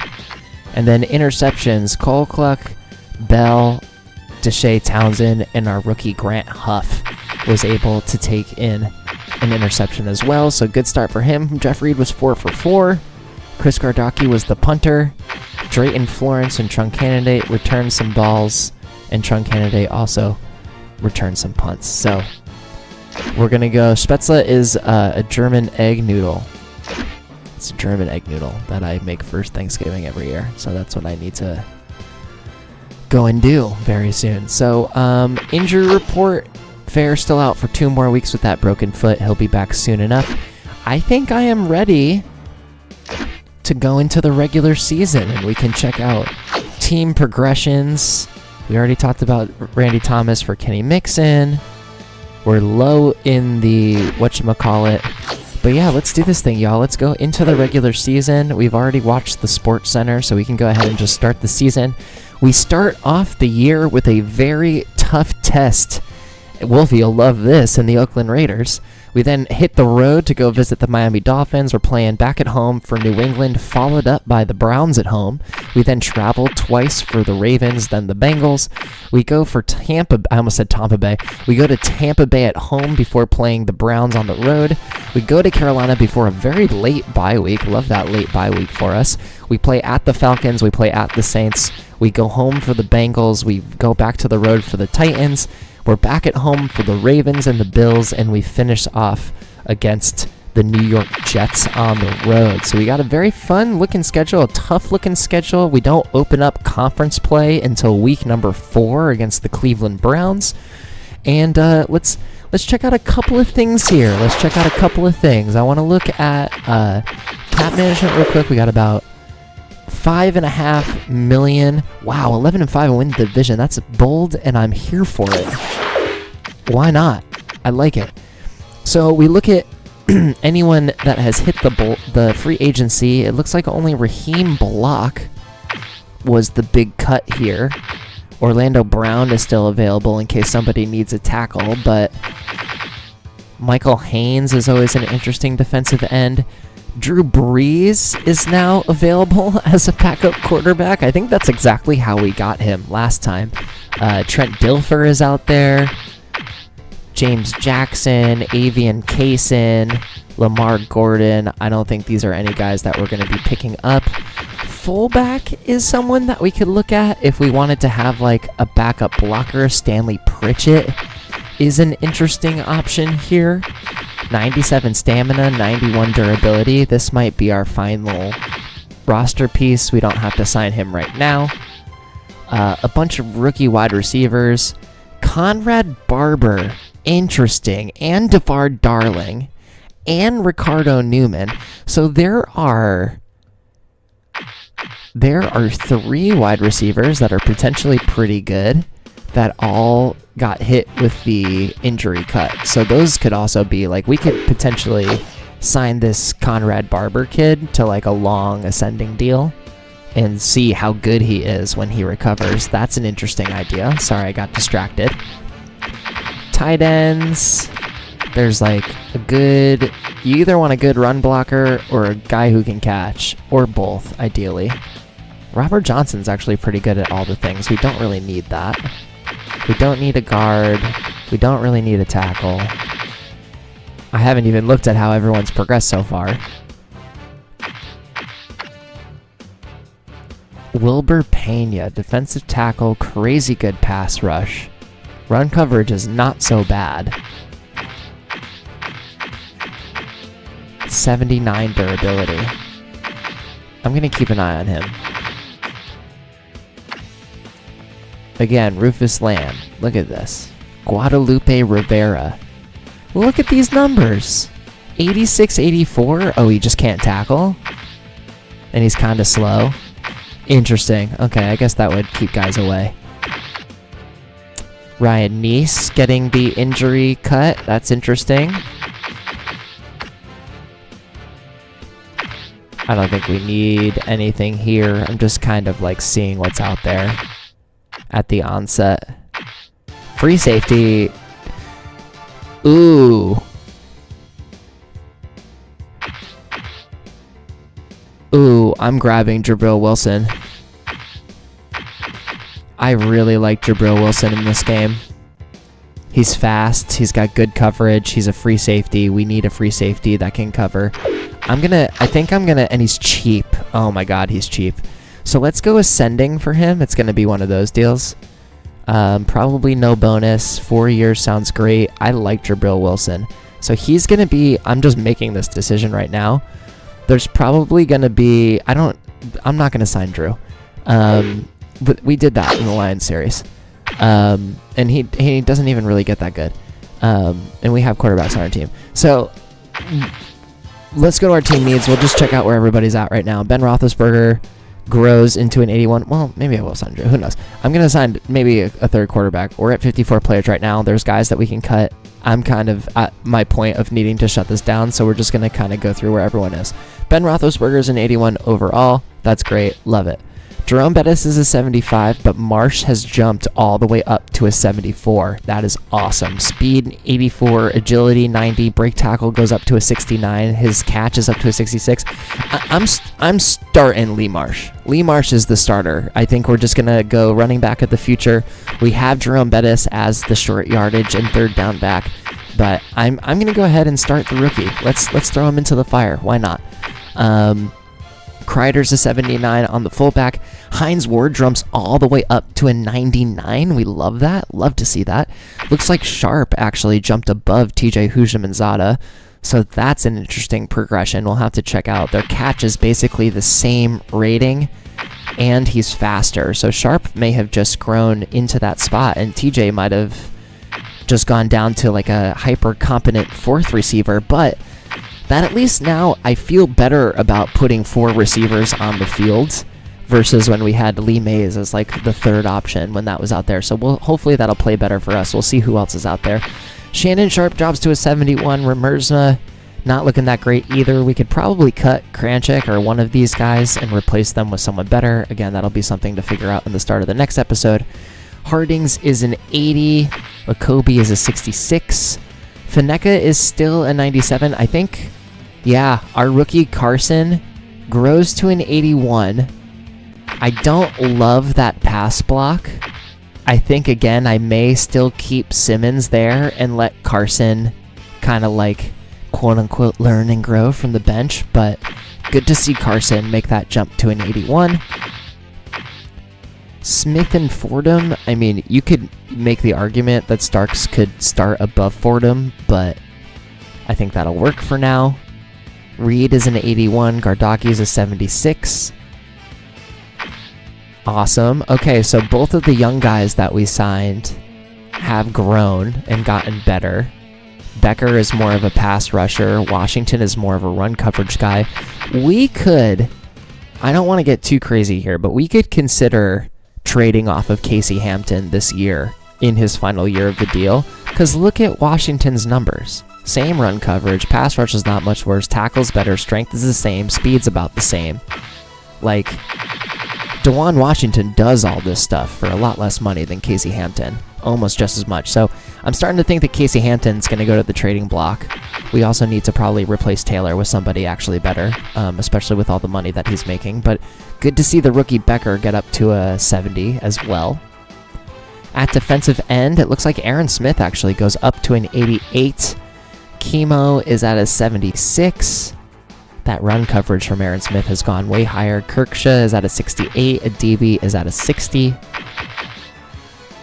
Looks like Joey Porter's at an 88. Hagens is still at a 77, but Caldwell just falls off of a freaking cliff. So I might have to check free agent outside linebackers as well, just to see if we can get better options as a backup outside linebacker.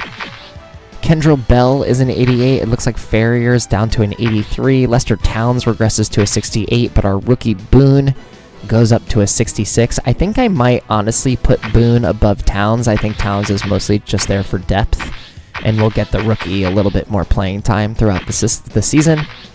Dyson's our number one corner now at a 78 overall. Townsend, I think, regressed a little bit down to a 75. Colcluck and Park come both up even at a 71, and I think Park is going to definitely come up as that nickel corner for now, which is where I think I have him placed. Troy Polamalu, Huff is a 74 overall. Nice. Love that. We can definitely get rid of Marcon Manuel because our rookie there has gotten a lot better. And then Mike Logan, I think he went up a point to a 71. Jabril Wilson's now going to be the backup while Gilbert kind of bakes in the background since we drafted him and signed him. And that's our roster. So that's going to do it for now. I think there are plenty of roster moves to be made with this team before we play the Oakland Raiders. Might be tonight. If it's not tonight, it's definitely going to be tomorrow. Thanks so much as always for watching. I appreciate you all. I hope you have a lovely rest of your Thanksgiving. I'm going to go make some German egg noodles, and I'll see you soon. Bye-bye.